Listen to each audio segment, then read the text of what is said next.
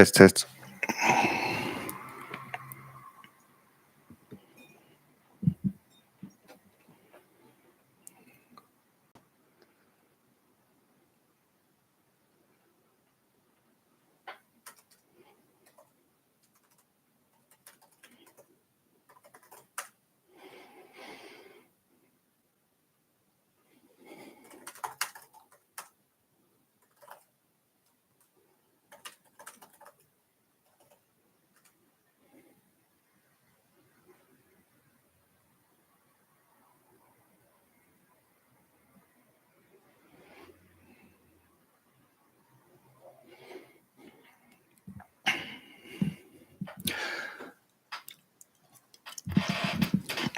Hello, everyone, and welcome to the third live talkcast for June in just this last week, really. So I've been, I was going to say inundated, but that's not a nice word to use. I've been gifted with many very interesting questions over the last few days, and I thought I'll do a final one for this month. I seem to do live streams in spurts now and again over the course of a year. Sometimes I'll do a whole bunch in a row, and then there'll be a drought during which I do not do any. And so I have a number of questions to get through today already from Twitter. But as people begin to join the chat, they can feel free to also ask me questions there, or if any new ones appear on Twitter, then I will respond to those as well. But there is much to get through. Let's just say that to begin with, in terms of what people have asked me on Twitter surrounding similar topics, as always, which I don't mind. We can talk about the same things over and again, because they're usually the things where the misconceptions tend to arise, or they're just open questions, and everyone's opinion is almost as good as anyone else's, as long as we're committed to rationality and reason. So I'm not going to take these questions in any particular order. I'm just going to sort of pick from random, and we'll see if we can get through as many of the Twitter questions as we possibly can. Let's begin with Convex Bets, and Convex Bets has asked, is a system such as a Tesla autopilot, which uses video input from the cameras to train the end-to-end neural network to drive the car, basically using induction to develop the knowledge needed to drive the car, or is it doing something more or something else? Do you think it is possible to have a system that can drive a car in all conditions at least 10 times more safely in terms of miles per accident than an average human driver with this approach? Or do you think this is not possible without AGI? So I think I've got three questions there to go through. So let me begin with the first part about, is the Tesla autopilot using induction in order to learn? No. How do we know that? Because induction's not possible. Induction is the idea that from the past, we can observe things occurring repeatedly, and from that, extrapolate to an explanatory theory, to knowledge.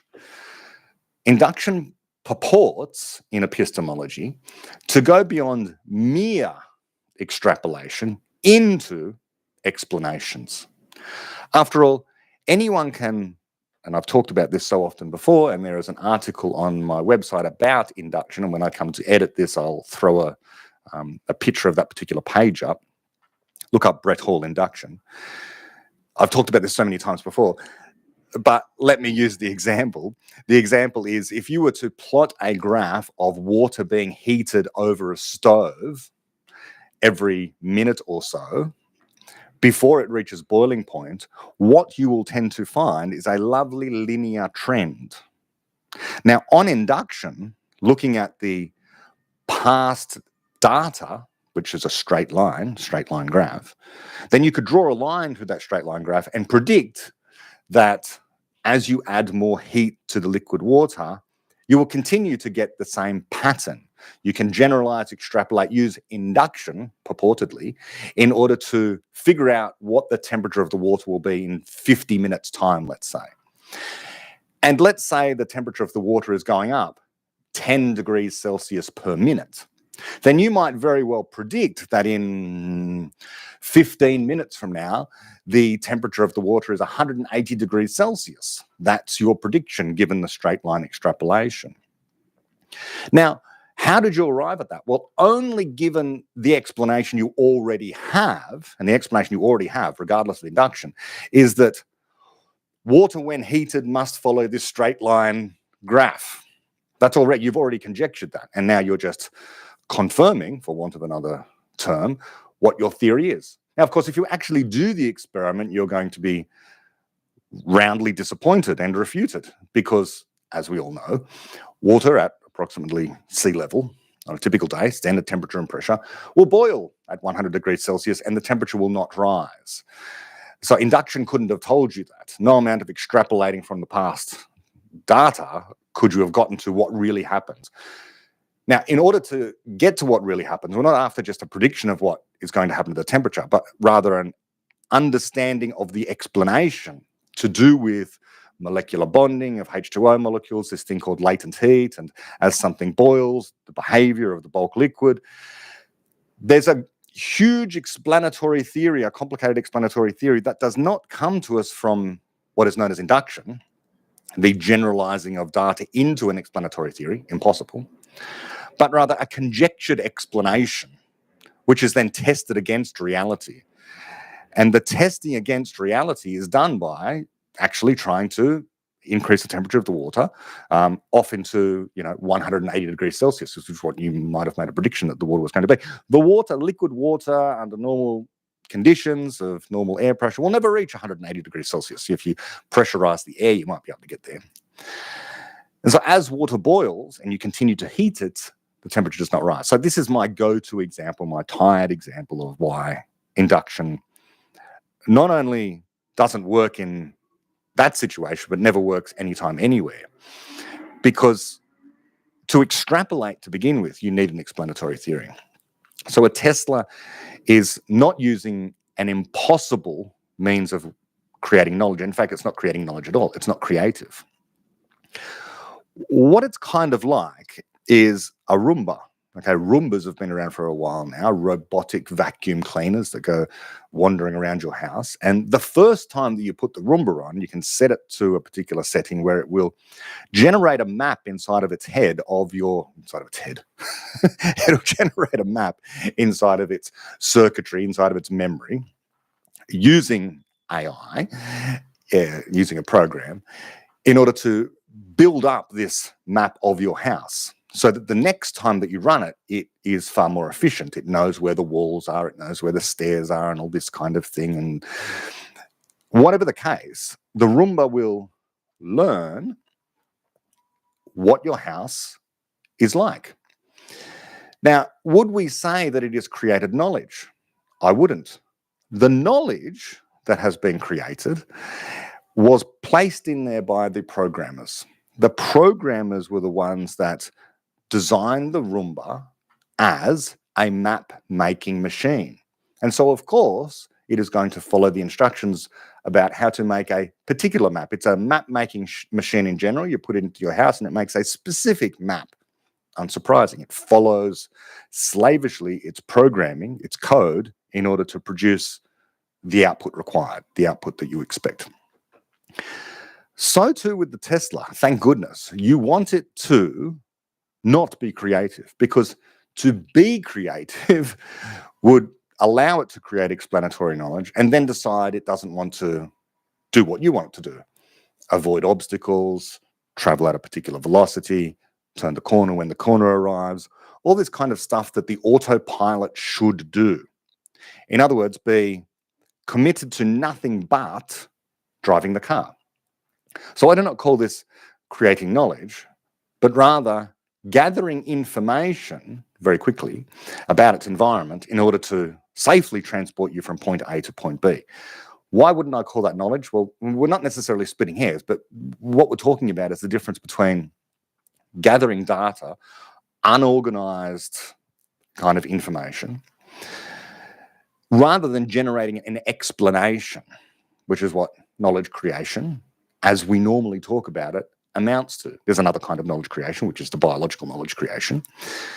But the knowledge of how to avoid an obstacle, how to maintain a particular speed, how to turn a corner, all of these things that the Tesla autopilot can do were knowledge instantiated into its code, but discovered or programmed by an engineer, a software engineer, earlier and elsewhere. So you can call it an end-to-end, well, it's a neural network, if you like. It's a piece of software that is able to learn about its environment. And again, learn there is used in with some proviso. Okay? We now begin to distinguish between training and learning. Learning being conjecturing an explanation, conjecturing an idea and trying to refute it, and training simply being fed lots and lots of data, which is then stored into memory. Much like a fluid can be poured into a bucket, but this is not like what learning is, which is not the fluid being poured into a bucket idea. But if you're simply loading data into a particular system, then it does more resemble the old bucket theory of knowledge idea. But this is not the way in which knowledge is created or the way in which knowledge is learned. Those two things are the same. The second part of the question, so do I think the car is using induction? No. Is it doing something more or something else? It's doing something else. It is using pre-existing explanatory knowledge encoded into the programming which guides the autopilot in order to perform the function that you want it to. And you don't want it to do anything else. You don't want it to go explaining things, being creative, because were it to do that, then it would disobey its own code. It could choose to not avoid the obstacle, let's say, which I guess comes into the second part of your question here, which says, do you think it is possible to have a system that can drive a car in all conditions at least 10 times more safely in terms of mile per accident than an average human driver with this approach? Or do you think it's not possible without AGI? Okay, so an AGI would be a person and would be, I presume, an AGI being a person, we can't distinguish between the different kinds of people except what their substrate might be, which is going to make no difference in any fundamental sense to their functionality, what they're doing. But the thing about AGI is that they're going to be highly prone to error because they will be conjecturing. I would not want an AGI to be driving my Tesla, to be the autopilot, because they wouldn't be an autopilot.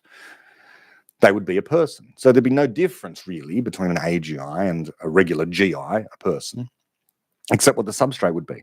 What we want with an autopilot is a close as perfectly obedient as possible system which is going to do nothing but drive. An AGI can be distracted. An AGI is a person, and people get distracted. This is the whole problem of people driving and why we want autopilots ultimately to take over. So never mind the AI being 10 times more safe, I would expect 1,000,000 times more safe, quite literally. That an AI system, autopilot, which is networked into some sort of grid that operates at the speed of light, which is able to notice all other vehicles on all roads within some particular radius, and able to account for, what's coming up at the next crossroad, where the pedestrians are. There'd have to be some system of monitoring that is better even than the present set of Teslas have. Teslas have obviously sensors around the entire vehicle checking for things like pedestrians and the trash can that you go past and the set of lights that's coming up. We can imagine that becoming ever better. And we can also imagine the autopilot being ever more proficient and obedient at being able to get you safely from point A to point B. Unlike a person, a personal driver, who is going to get bored, look out the window and get distracted, take their eyes off the road, be drunk or be angry, not have sufficient coffee, have too much coffee. As you talk to them, maybe they start thinking about something else. They're upset because of things that have happened at home. 1,001 things that could intrude into the mind of a regular person who is driving, or an AGI who would be a person, because they're thinking creatively about other problems. Problems other than, how do I get from A to B safely and efficiently? And AI, a very good Tesla autopilot, would do nothing but, focus is the wrong word because that invokes consciousness, do nothing but implement the program of getting from A to B, utilizing whatever instructions are in the program that is controlling the wheels of the car. And it wouldn't be, as I say, 10 times more safe than a person, but 1,000,000 times more safe. They'd be able to get from A to B faster. You would never get anywhere near having a head-on accident because the thing would be reacting with reflexes so much faster than what any human being could do. So I'm looking forward to that day. That day is coming, and that day will happen long before, well, I shouldn't say long before, that day happens independent of any research going on with AGI, because this is an AI problem, not an AGI problem. We don't want creative AI. We don't want autopilots to be creative. We can't possibly, we already have autopilots, very, very good autopilots for aircraft, obviously, and for cars. But you might say, but don't you want it to be able to think creatively in case it encounters a problem which the programmers haven't thought about? But that's always the case. That's always the case. Problems not foreseen are an issue for AI and AGI both. In all cases, problems are parochial, they're problems for people. We are the entities that have problems. The AI are a tool that help us to assist us to solve our problems. But they can only solve problems where we have thought about what the potential problems are going to be. So all of the things that you think might happen or go wrong on the road, that's what you encode into a Tesla. And you go, well, if only you could give the Tesla, the creative capacity to solve the unknown problem. Well, you're back at the same position. It would be no better than a human being in that case. A human being driving along, encountering a problem that's never been seen before, how would they react? They'd react exactly the same way as anyone who didn't have information about that unknown thing. Suddenly the huge octopus falls from the sky. What do you do? Well, a person presumably recognizes that as an obstacle. Well, the same thing with the AI-controlled vehicle. But I can't think off the top of my head what would be a problem unforeseen, but there would be problems unforeseen that people who program autopilots would be tripped up by if you could somehow orchestrate that. But hopefully there is a fail-safe within the autopilot such that if that kind of thing happens, there is a thing where it just brings the car to a halt, or not. Maybe you want the car to accelerate. If there's an avalanche beside you, you want the car to go faster rather than the car to slow down. Maybe, are these things thought about? Presumably they are by AI autopilot coders. Okay, let's keep going. Convex Bets again has asked, BOI by David Deutsch is one of the books that Sam Altman has openly recommended people to read. I cannot reconcile this with his recent prophecy of having systems soon that we will be able to ask to figure out all of physics. Do you think he actually believes this, or is he just gaslighting for fundraising, regulatory capture, or some other reason? Well, I can't speak to the last bit. I don't know. I'm not in his mind. There's no possible way I can figure that out. There's a misconception there, but it is a pervasive misconception. It's not just Sam Altman. I've heard many people, physicists included, saying things like, you hear it all the time, something synonymous with the idea of completed science, that if the researchers continue to work hard enough, then they will tie up into a nice neat bow, some area of science, physical chemistry, cosmology, particle physics, whatever it happens to be, so that there will be no open questions. And it betrays a deep misconception about what the nature of science is. That when we find a solution to something, it opens up a window onto a whole bunch of new questions that we weren't able to ask before because we didn't have the language, we didn't have the concepts, we didn't have the understanding. Prior to the idea of space itself being, space-time being a fabric that could bend and weave, there was no way of conceiving of how space could stretch and expand, much less accelerate. And so it was only once we had an explanation of general relativity, the idea of space-time, and how space itself was this physical entity that has properties, could you then have an understanding that things like mysteries like an accelerating universe could even be conceivable. Because otherwise you could be thinking things like, you see a star there that's moving away with a redshift. It's moving through space. Because it would never enter your mind that space itself could be the thing that would be expanding and causing redshifts.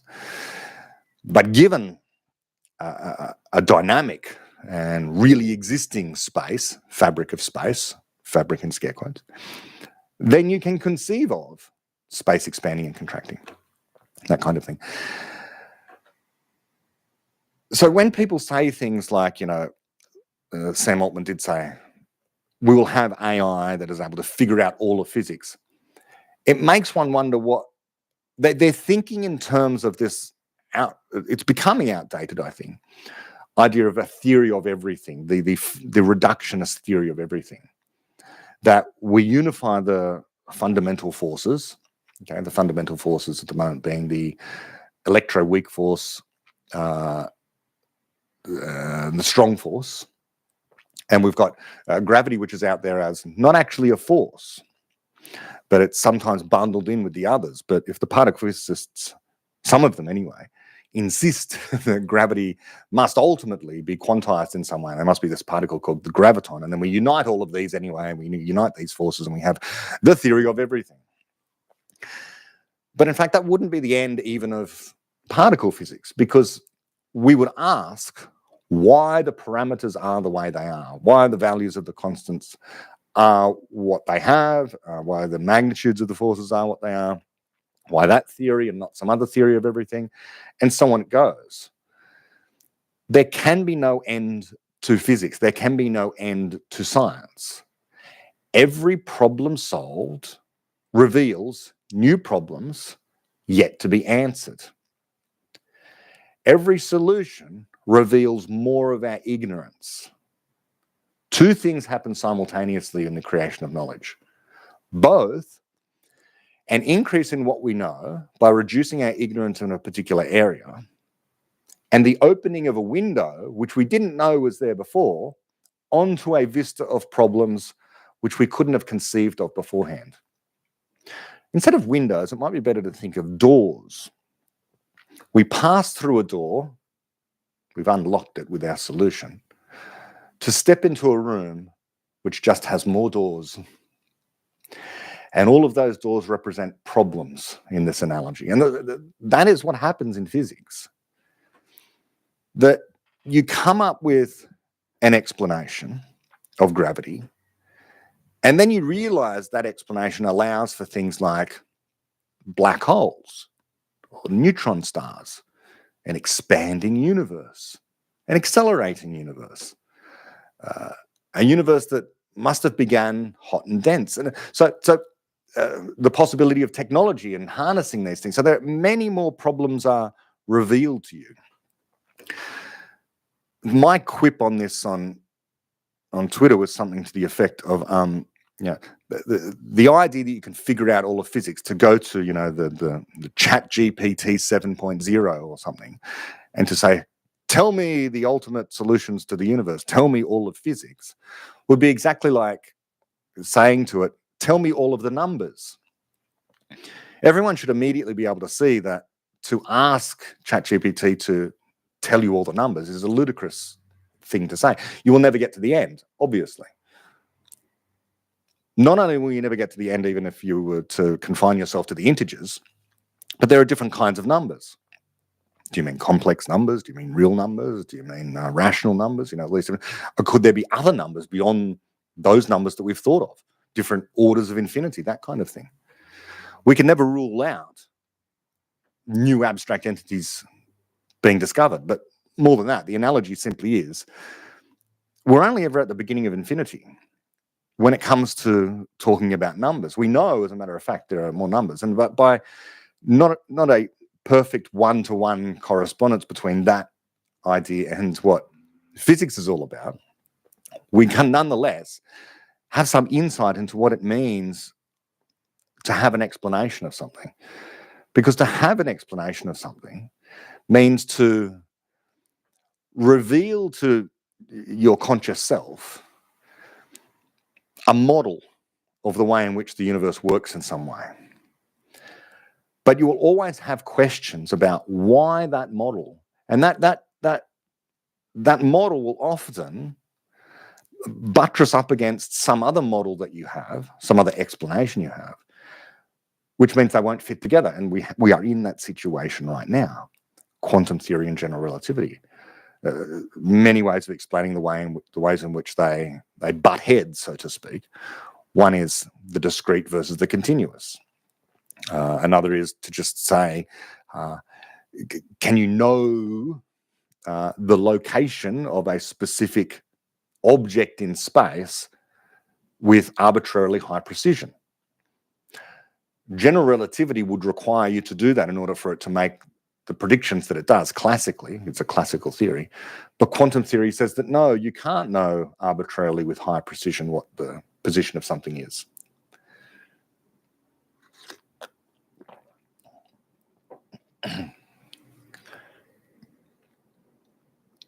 Whatever the theory is that is going to succeed general relativity and quantum field theory, let's say, there is no guarantee that it is not going to contradict some other strongly held explanation of reality somewhere, that we're not going to be in an unproblematic state. The history of science and ideas tells us that we are always in a problematic state. We move from misconception to better misconception, as David Deutsch says. There will always be open questions, and this is a positive view of reality in our circumstance, is that not having a final theory means that there's always more progress to make because there will always be errors to correct. That's a wonderful thing. Wonderful thing. So, yeah, I don't know what Sam Altman's motivation is. I don't think he has any sort of deep, dark motivation, but all I can say about that particular claim, figure out all of physics, is it just contains a misconception about what science is. One may as well say, figure out all of history or figure out all of biology. I guess people think that that's also possible. Figure out all of mathematics, etc., etc. Figure out all of art. Many people have read The Beginning of Infinity and recommended it. You know, Mark Zuckerberg has as well. I guess Elon Musk at this point may have. Sam Harris, Steven Pinker, you know, many great luminaries, contemporary luminaries in the intellectual world have recommended the book, and some seem to have a better understanding than others. But what many of them share is, I think, a tendency to, and we all do this, when reading a book, to read into the book what you expect to be there. And The Beginning of Infinity contains many countercultural and counter-common sense ideas. And so it can be so psychologically jarring for many people that their mind can tend to skip over the challenging parts and to fill in those gaps with their preconceived ideas about how the world must work. And so I have encountered people who, you know, will have read The Beginning of Infinity, or say they've read The Beginning of Infinity, understand The Beginning of Infinity, but then insist things like, nonetheless, there must be a superintelligence out there somewhere. Well, that superintelligence is possible. Completely missing this idea, which is so central to the themes throughout The Beginning of Infinity, of universality and explanatory universality. And once you really understand that, then you recognize that there can be no superintelligence. All you can do is augment the speed at which you think and the memory that you have. But once a system is creative, you know, able to have a problem and therefore attempt a solution, that capacity gives that system, that person, universality when it comes to knowledge creation. Yes. Okay. So hopefully that answers the question. Sam Altman, I think, does excellent work, and more power to him in making ChatGPT ever better. Roland Burl has asked. He's put it in scare quotes. He said, "Companies don't want to kill their customers," and then he's gone on to ask, "What if they are in a position far worse than Boeing, probably going under? So in a last-ditch effort to compete, they cut corners. If mistakes happen, they won't be around to blame anyways. Regulations a solution here?"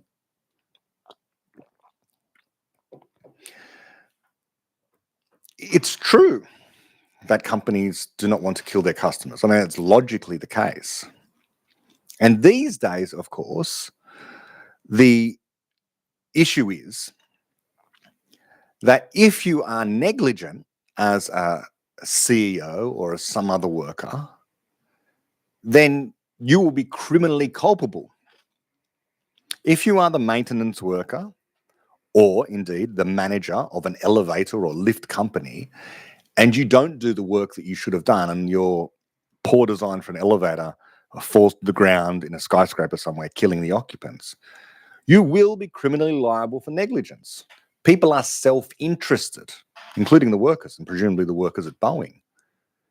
And as far as I know, many of the workers at Boeing, they're very proud of the fact that they work for this prestigious company, and it's had some great difficulties recently with the 737 Supermax jets and all that sort of stuff. Granted. But the arrow of progress and safety in the airline industry has, broadly speaking, been pointing in one direction.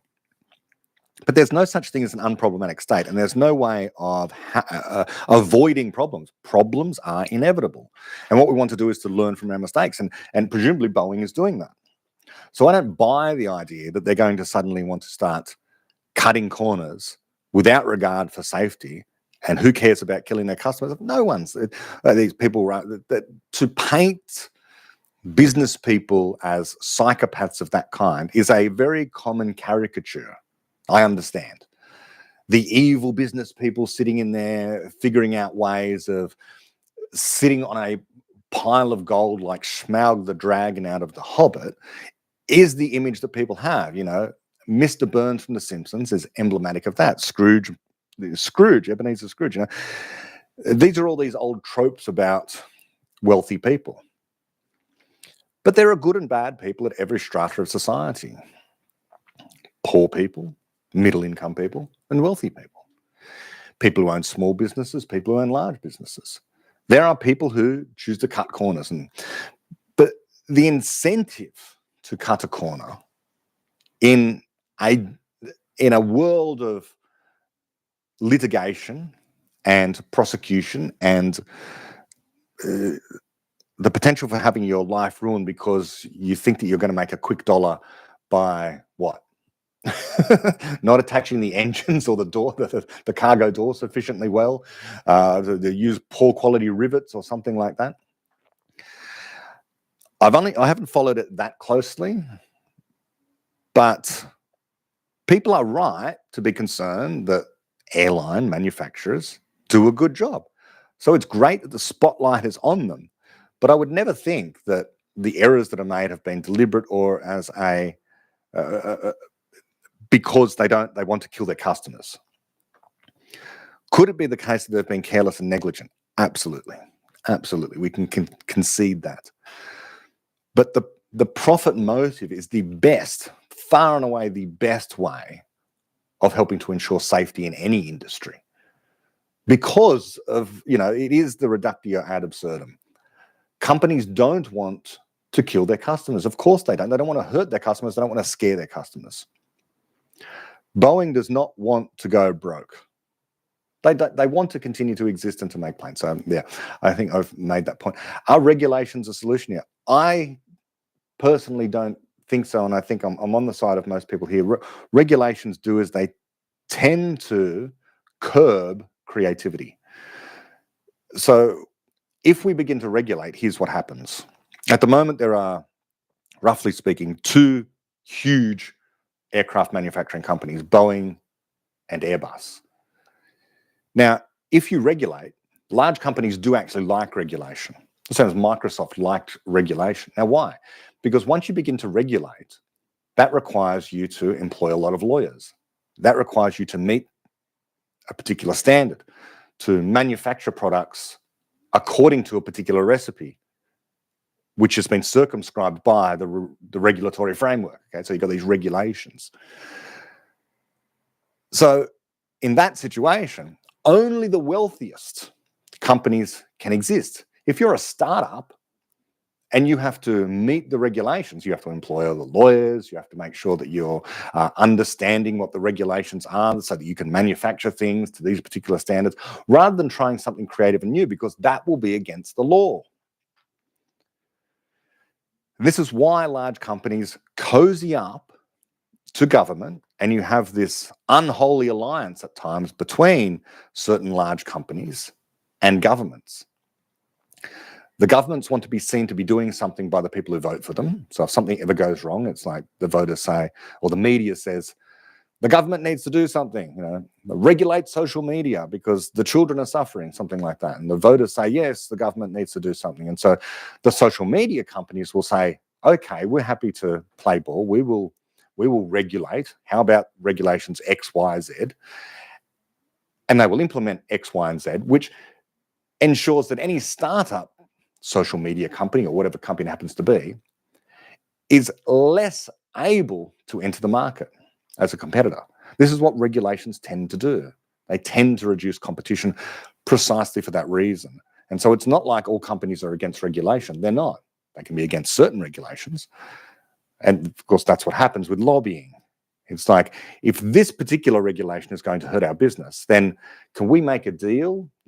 Me as the company, the CEO, and you as the politician, let me make a deal with you. I will implement a regulation so you can be seen by the voters to be doing something, and you can do something for me by slightly changing this regulation in such a way that it doesn't hurt my business, but it will hurt my competitor's business or potential competitor's business. There are, in other words, perverse incentives. I just noticed, what is Brett talking about airplanes companies for? If anyone in the chat, yeah. So what I'm doing presently is I am responding to Twitter questions. So initially, all of the questions that I'm getting have come straight from X, Twitter. So I'm gradually getting through those, and then I come to the YouTube comments. There's a lot to get through here. So I think that answers that question. Are regulations ever a solution to when things go wrong in the market? No, the market is self-correcting. And by the way, even if you do heavily regulate some industry, this is no guarantee against something like an accident, like a plane crash. It's not going to reduce the likelihood of plane crashes by implementing laws. The incentive that people have for doing a good job is that they can make more money. And so if you're working for Boeing and you're riveting doors to the fuselage, then your incentive is, well, hopefully you're in an industry that you really love, and that's why you're there, and you earn a lot of money because you're doing a good job. And the more you do a good job, the safer your aircraft are, and the better the aircraft are, and the more money that the entire company makes, and the more likely you are to get a pay rise. And so the wheel turns.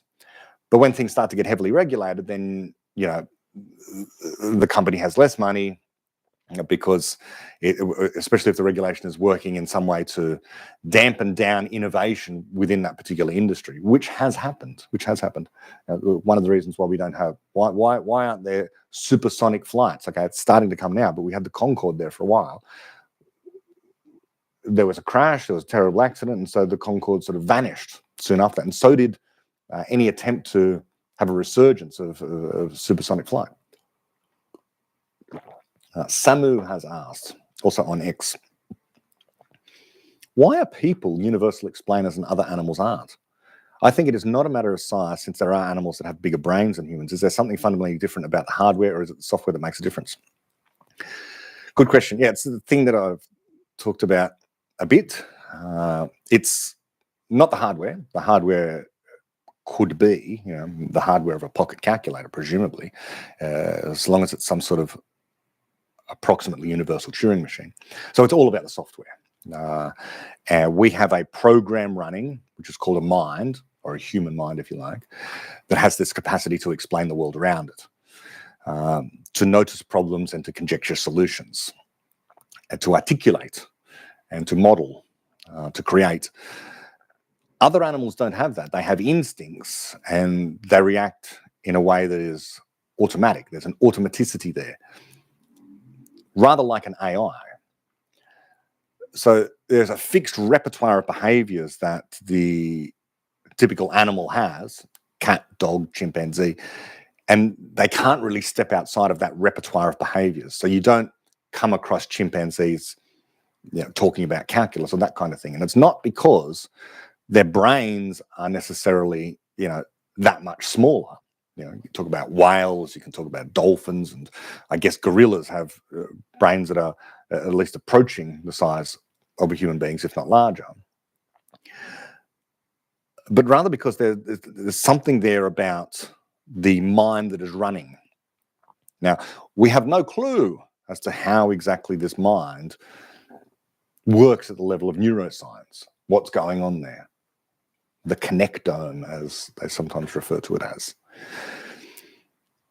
The short answer is there something fundamentally different about the hardware or software that makes a difference? It's something fundamentally different about the software, this capacity to generate explanations of the world, and that capacity is a universal one, and universal there means anything that can be understood by us in principle.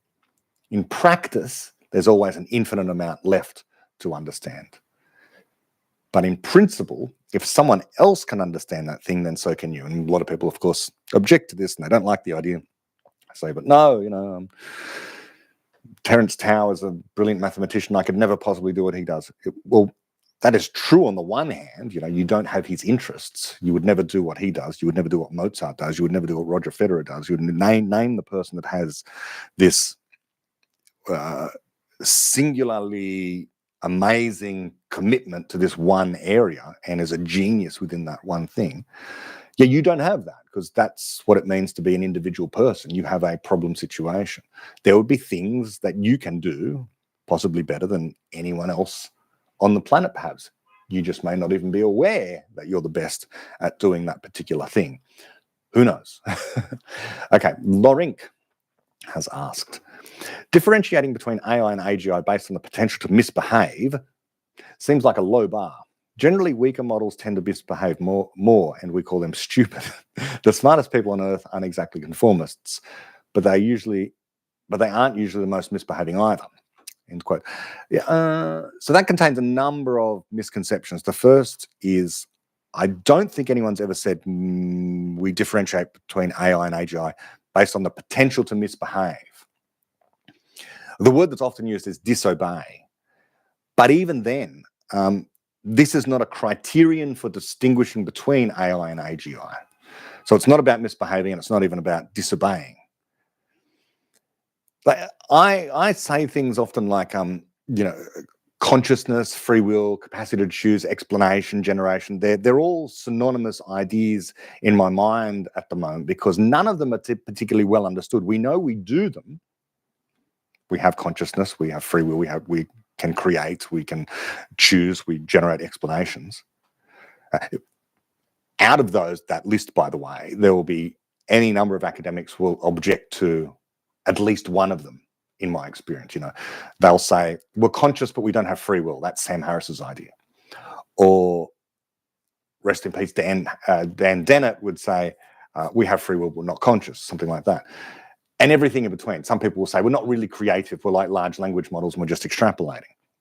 So I just think they're all part of the central mystery of what it is to be a person that we don't understand yet. Now, this mystery, which needs to be solved before we have AGI, also has, what falls out of that is that the AGI or the person, because they're creative, or they have free will. Many people don't have the idea that they have free will, but I say both. But because they're creative, it means that creativity means that you can look at all the options on the table before you and refuse to do any of them. That's disobedience. The option might be, given to you by a teacher or a parent or a friend or someone, and they're saying, do this, and you say, no, I'd rather do something else. You have a preference for something else. And AI is not like that. And AI is judged to the extent that it performs its task. Another word is obedient, but it's not even to ascribe obedience to it is the wrong thing. But loosely speaking, of course, people do talk about, their car misbehaving or their toaster misbehaving or their coffee machine misbehaving, okay? They anthropomorphize these things. But you can't use misbehaving, or more often what we say is disobedience, as a criterion for distinguishing between AI and AGI. After all, if I ask ChatGPT 7.0 a question and it does not answer me, do I conclude it's a disobedient AGI, or do I conclude it's a malfunctioning AI? What I would say on that, well, just if you're existing inside of this imaginary thought experiment that I've just set up there's no way of telling. But in reality, what you would do is, of course, you would speak to the coder, whoever it is that has written down the code, the program for ChatGPT 7.0, and they would be able to diagnose what's going wrong. And more than likely, they would say, okay, yes, this line of code is messed up the entire program, so it's stuck in a loop, or it's halted when it shouldn't have. This thing is malfunctioning. It's not disobeying you. I can see exactly what the problem is. Let me correct that line of code, and now let's run it again, ask you a question, and now it's fixed. So, as I keep saying on this topic, it's not like a computer programmer is going to wake up one morning, log onto their computer, and be surprised that the computer is doing something that they ascribe AGI to. They're not going to go, wow, it's an AGI in my computer. I wonder how that works. No. It will be the other way around. It will be that the programmer has in their mind an idea for how to program an AGI. They may even share that idea first with other programmers and say, look at this. This is amazing, completely revolutionary way of understanding what software is. I think it's going to have to be that fundamental, that it's going to go beyond what we currently think of as programming, as algorithms even. Whatever this thing is that is able to generate output that we cannot predict in advance, that is going to have its own problems. So anyway, someone will come up with this solution eventually. Who knows? 1 year, 10 years, 10,000 years, who knows when. Someone will figure out how this works. And when they do, other people will be able to look at the plan and go, aha. The old John Wheeler one, how could it have been otherwise? Or David Deutsch quotes at the beginning of The Beginning of Infinity. It will be a solution that is likely to be elegant and lurking just beneath the surface as to what AGI is. It won't be a super complicated program, because after all, it has to be somehow encoded into DNA, and DNA is not, it's complicated, but it's not super complicated. And the entirety of our DNA code is certainly not the program for AGI. Only a small part is, or for general intelligence, for generating explanations. And so the order of things is not programmer wakes up, is surprised by their computer and announces to the world, I found AGI, but I can't tell you how it works yet. Give me a few days and I'll let you know. I'll interrogate it and find out. But the other way around. Hey, everyone in the community of programmers working on AGI, I have a recipe for AGI. Do you want to check it out? And maybe we should try and build one of these things. Or maybe they will have the recipe and then build it and then show everyone. That would be the course of events. That's the way engineering, the relationship between science and engineering tends to be.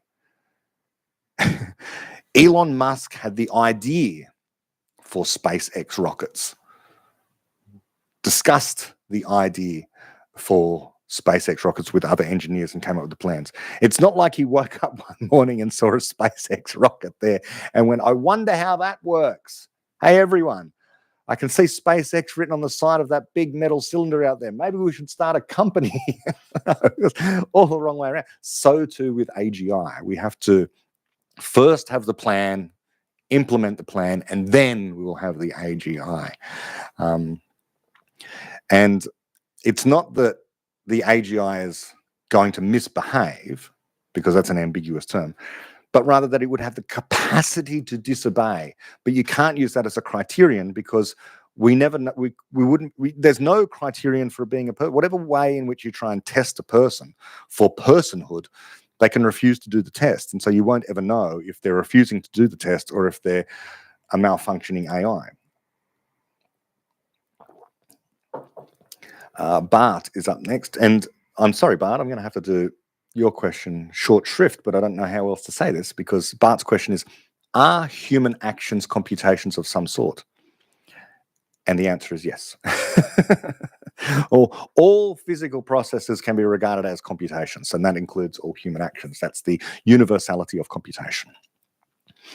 Convex Bets has asked a frivolous question, and most of my audience I know is in America, and they won't know what we're talking about here, but he has asked, giving away where you're from, Convex Bets. Are you from the UK, India, or Australia, or somewhere in the Commonwealth? Opposition needs 10 runs in the last over to win, and your life depends on winning. Who bowls the last over, McGrath or Warne? Now, I am not a huge cricket fan, but I would pick Warne. Shane Warne. Lorink has asked, do you think Bitcoin and Ethereum are competitors? Given Bitcoin's deliberate lack of Turing completeness for security and reliability, should a digital gold focus on doing one thing well or be multi-purpose like Ethereum? I'm not highly across all this. This is a great question for Naval Ravikant or someone like that. There's a video of mine that I made 2 years ago about this exact thing. It seems to, like, obviously they are competitors, because for any given person who is investing in crypto, if they invest in Bitcoin, they're not investing in Ethereum. So they are competitors. That's clear. But Ethereum does have this capacity to do things other than simply be a cryptocurrency. But I don't have a strong opinion either way.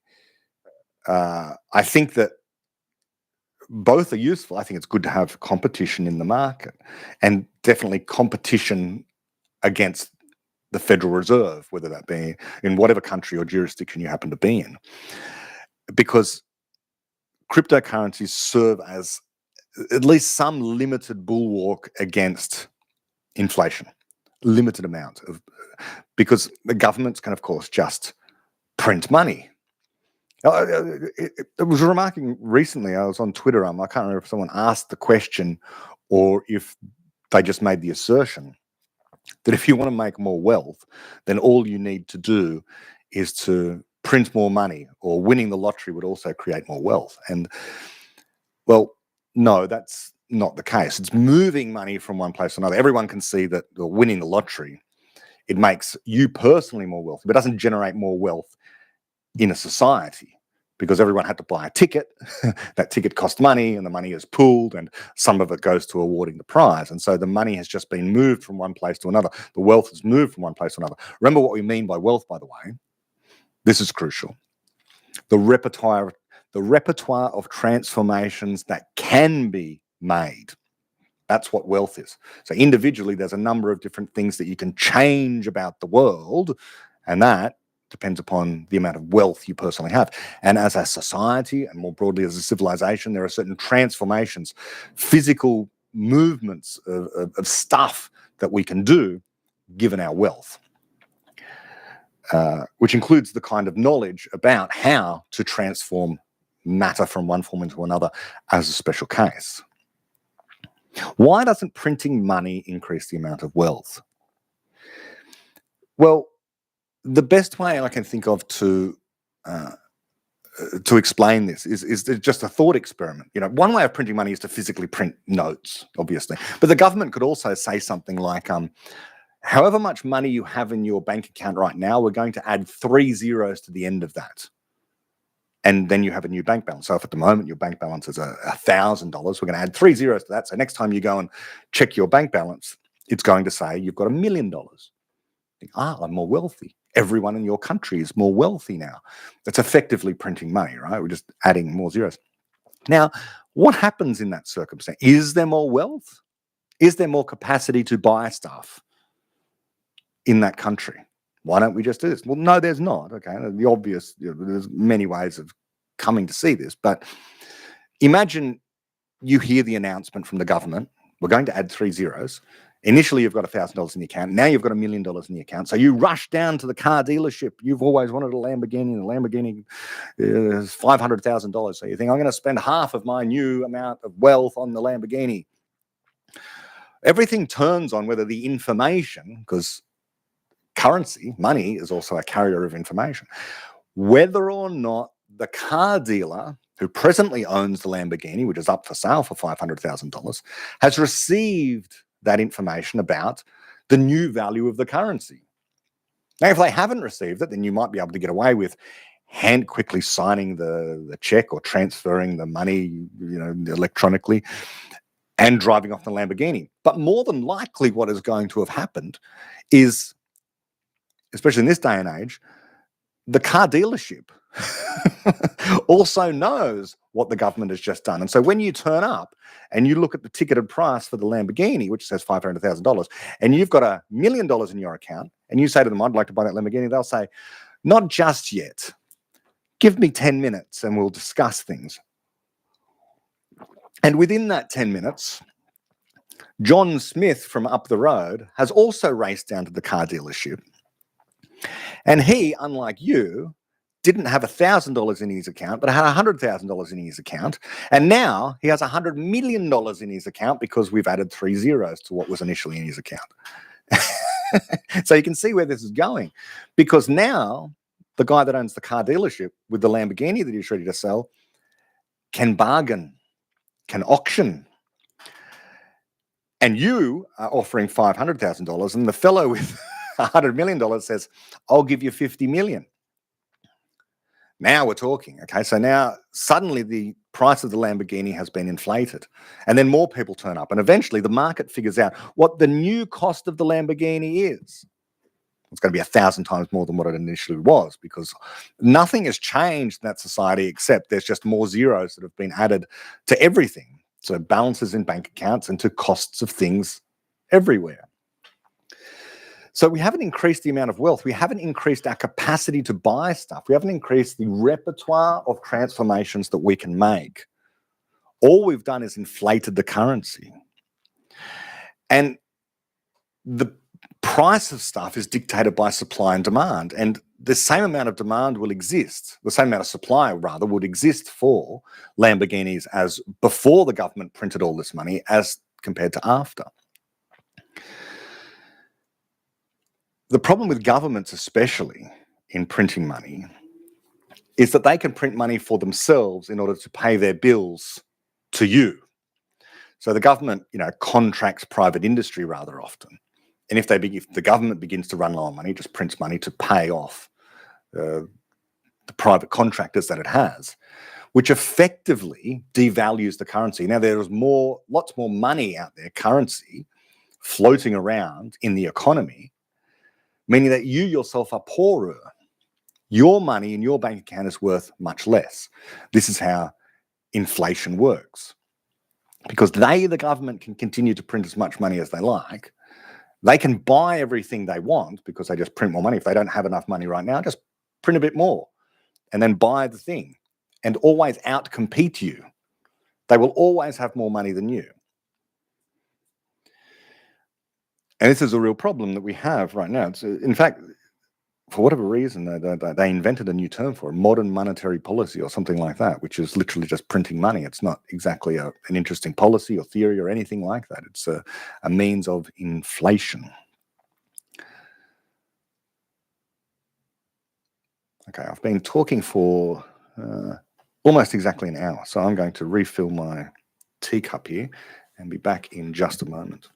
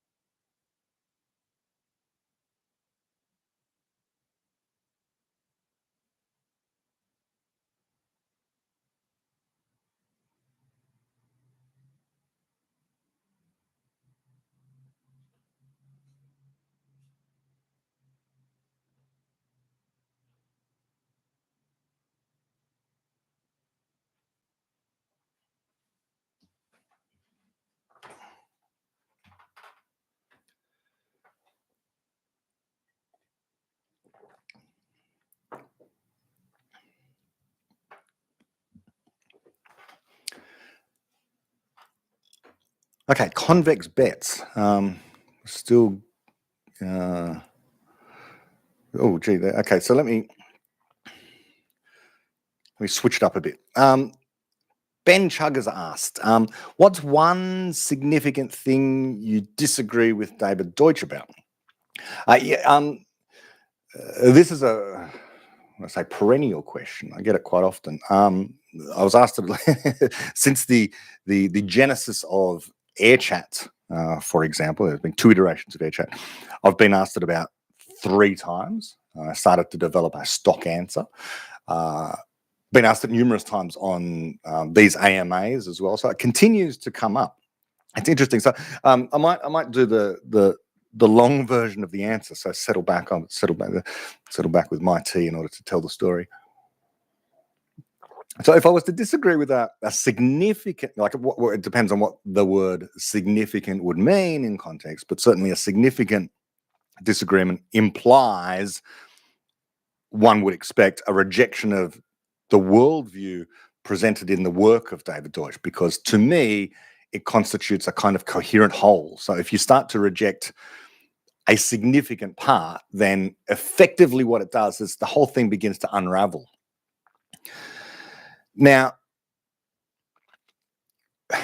so let's just tell the story of my history of disagreements with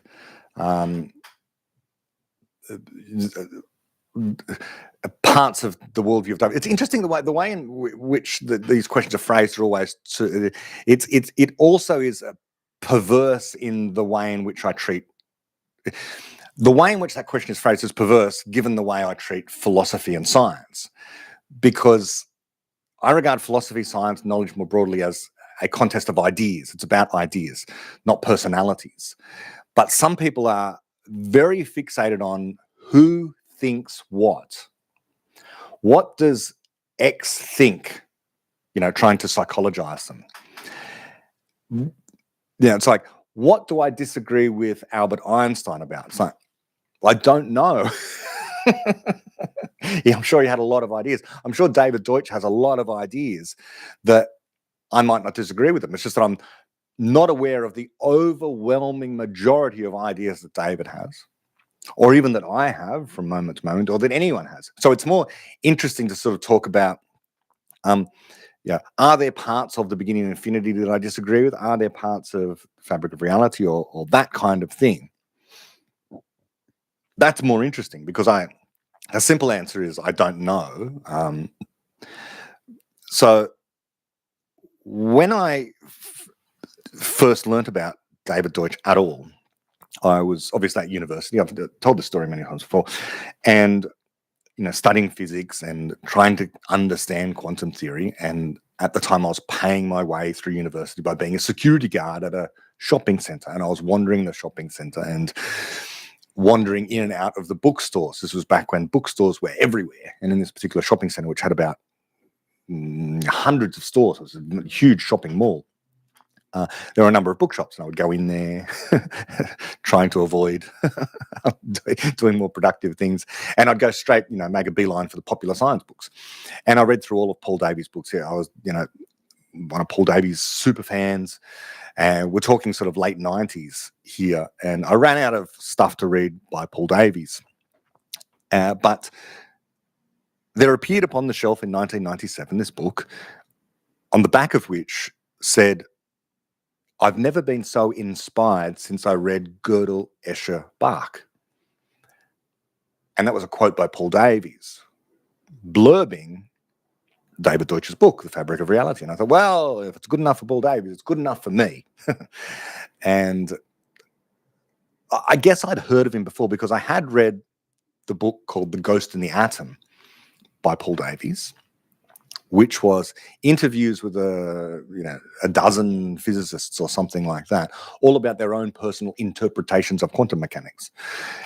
Because I was, again, doing an undergraduate degree in physics and was studying quantum mechanics, and I was at sea. I had no clue what they were talking about most of the time. You could do the formalism, and that's in fact that's all that the physics lectures were really telling you. Here's how you solve the equation. Don't worry that you don't understand this. No one understands this kind of thing. The old Feynman line: if you think you understand it, then you don't. And so I read lots of Paul Davy stuff because at least he was trying to get at something qualitative about what was going on fundamentally in quantum theory. But I still was dissatisfied. And even though I read The Ghost in the Atom, it must have blown past me because one of the interviewees in that book is David Deutsch. So I must have come across the name at some point, but I didn't put two and two together. And then I read The Fabric of Reality, of course, and I was blown away. And Chapter 2, Shadows, just fixed me. It was like I was a wounded man, hemorrhaging blood, and Chapter 2, Shadows, fixed me. And suddenly I felt whole again. And I thought, I understand quantum theory now.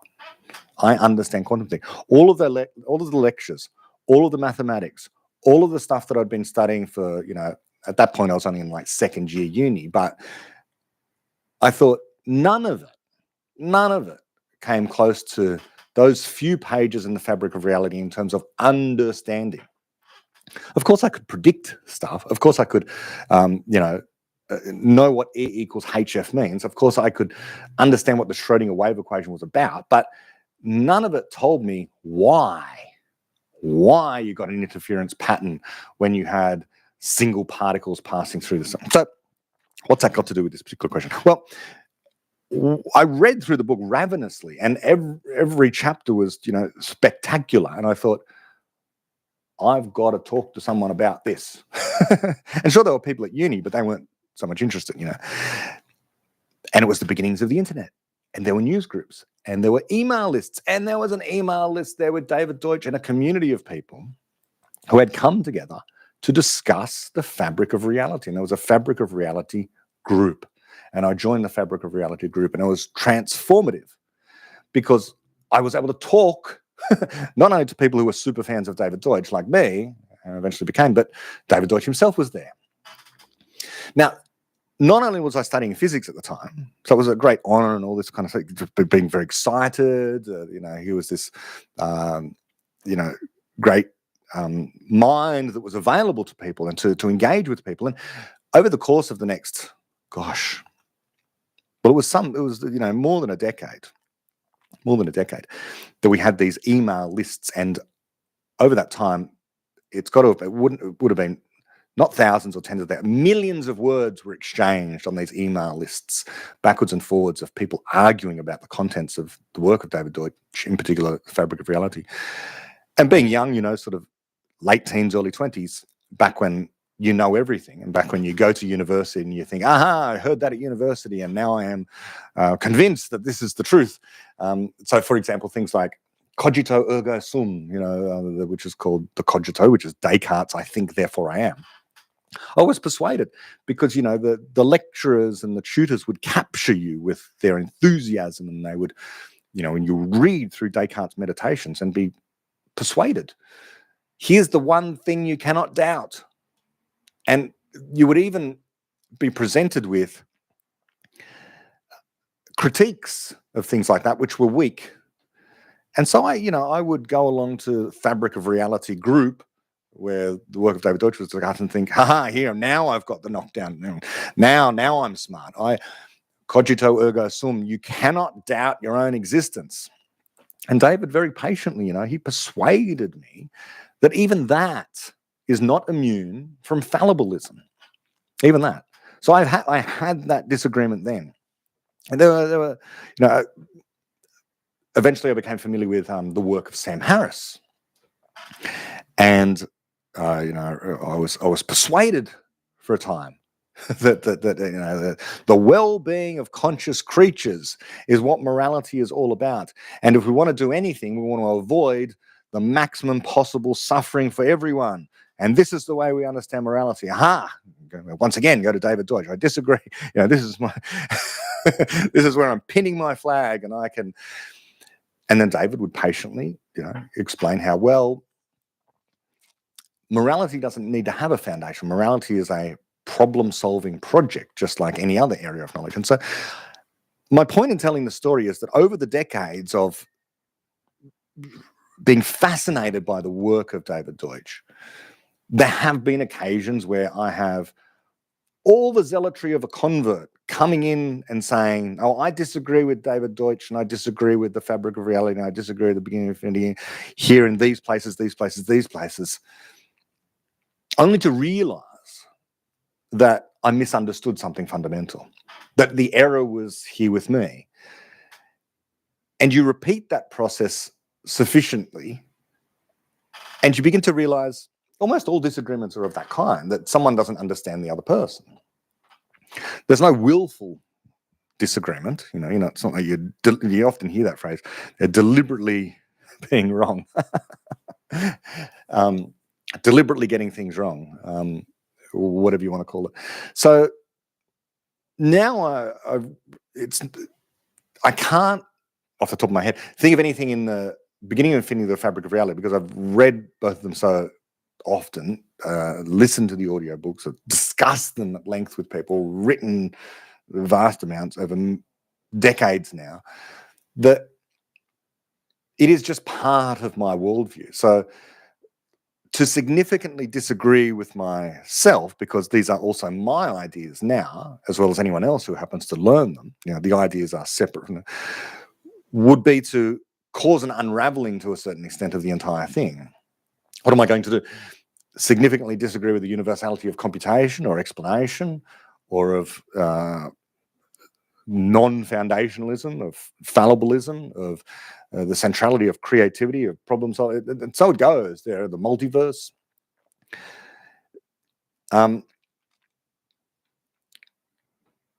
So even if you were to replace the David Deutsch with Sam Harris, what is one significant thing you disagree with Sam Harris about? I would still have the same difficulty in trying to answer, even though there are many things I can point to in his work where I think that's the thing that I disagree with him. Like famously, in my mind, I produced that video that compared the visions of morality of Sam Harris and David Deutsch after they had their second conversation on the Making Sense podcast. It was then called the Waking Up podcast. But anyway, because Sam didn't seem to understand where David was coming from. And so I diagnosed the problem as one of the many issues in the conversation was that Sam was coming from a position of thinking that all knowledge has to be built upon solid foundations, whether it be mathematics, physics, or morality. So you need a starting point. You need this axiomatic place from which you can derive all the more emergent theories within that domain. And I pointed this out to Sam. I said, well, our circumstance is not one of building knowledge like we would build a tower. It's more like an interwoven web where there needs to be no foundation. And so I said, so I was sort of saying to Sam, I disagree with you on the importance of foundations. And Sam said to me, I'm not as much of a foundationalist as you think I am. Now, we never resolved this. So do I disagree with Sam Harris? Well, I don't know. What I do know is that I disagree with foundationalism. I disagree with this idea that I just explained, which is that all knowledge is built like a tower is upon foundations which are solid and immutable to some extent, leading to ever more derivative knowledge, which is as true as the foundations are. But Sam says he's not a foundationalist. So, yeah. I guess the meta point on this question is also I'm less interested in what people think than what ideas are out there. So it might be bizarre to say that I might not be, I'm not focused on what David Deutsch thinks about any given issue. But it's true. It's like anyone else. What I'm interested in is what are the ideas that are out there? It's not about the person. It's about the ideas. And so, yeah. That's the short answer is over the course of many decades, I've thought that I've disagreed with David, and I guess have disagreed with certain things, only for me to, on closer inspection, realize that I was making a mistake. And these days, if there was something where I wasn't sure, then I would just fire off an email or something like that and resolve the issue that way. Larink has asked, what's your take on proof of work, real world penalty, versus proof of stake, virtual penalty, as consensus mechanisms in cryptocurrencies? Given your anti-authority stance, I'm curious how you view the unforgivable costliness of proof of work as a fundamental differentiator. Well, again, I'm no expert in this, but firstly, unforgivable costliness. I don't know how unforgivable costliness, presumably when it comes to in proof of work, the whole idea is that your cryptocurrency miners are solving complicated mathematical problems of some kind or other, and so that's proof of work, and that can be highly computationally and energy intensive. So this is the costliness. It's an act, but I don't see that as anything to do with authority, or is it? I'm not sure. I don't see the connection. But proof of stake, on the other hand, it seems to me to be that's problematic. Again, I'm not an expert, but forced to throw in with one versus the other will be proof of work, because proof of stake is subject to centralization, that the person who has more coins has more power or authority. It would seem to me that that's the authoritarian way that a system could go. So yeah, I'd need clarification on what we mean by unforgivable. Unforgivable energy costliness, which doesn't worry me when it comes to crypto too much. Don't know if that answers your question, Larink, but yeah, again, I'm not an expert on proof of work, proof of stake stuff. Convex Bets has asked, what are the best arguments that scientists who believe in group evolution have? I don't know. None of them are particularly good. As I said, I was watching a debate between Richard Dawkins and his old thesis examiner, who was a person who, just like Stephen Jay Gould, thought group selection was a thing, or at the very least that it wasn't the selfish gene that was the unit of selection.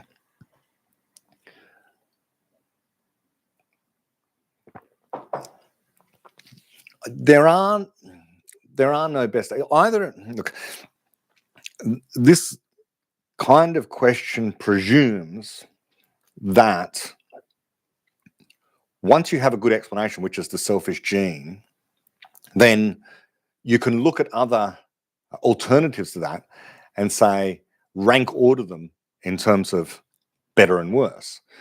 So group evolution, just like individual selection of individuals, are all flawed because they seem to be avoiding the very notion of genetics, that the genome, being a molecule of DNA, actually contains information, the unit of selection being the gene. So I don't know what the best arguments are that they have.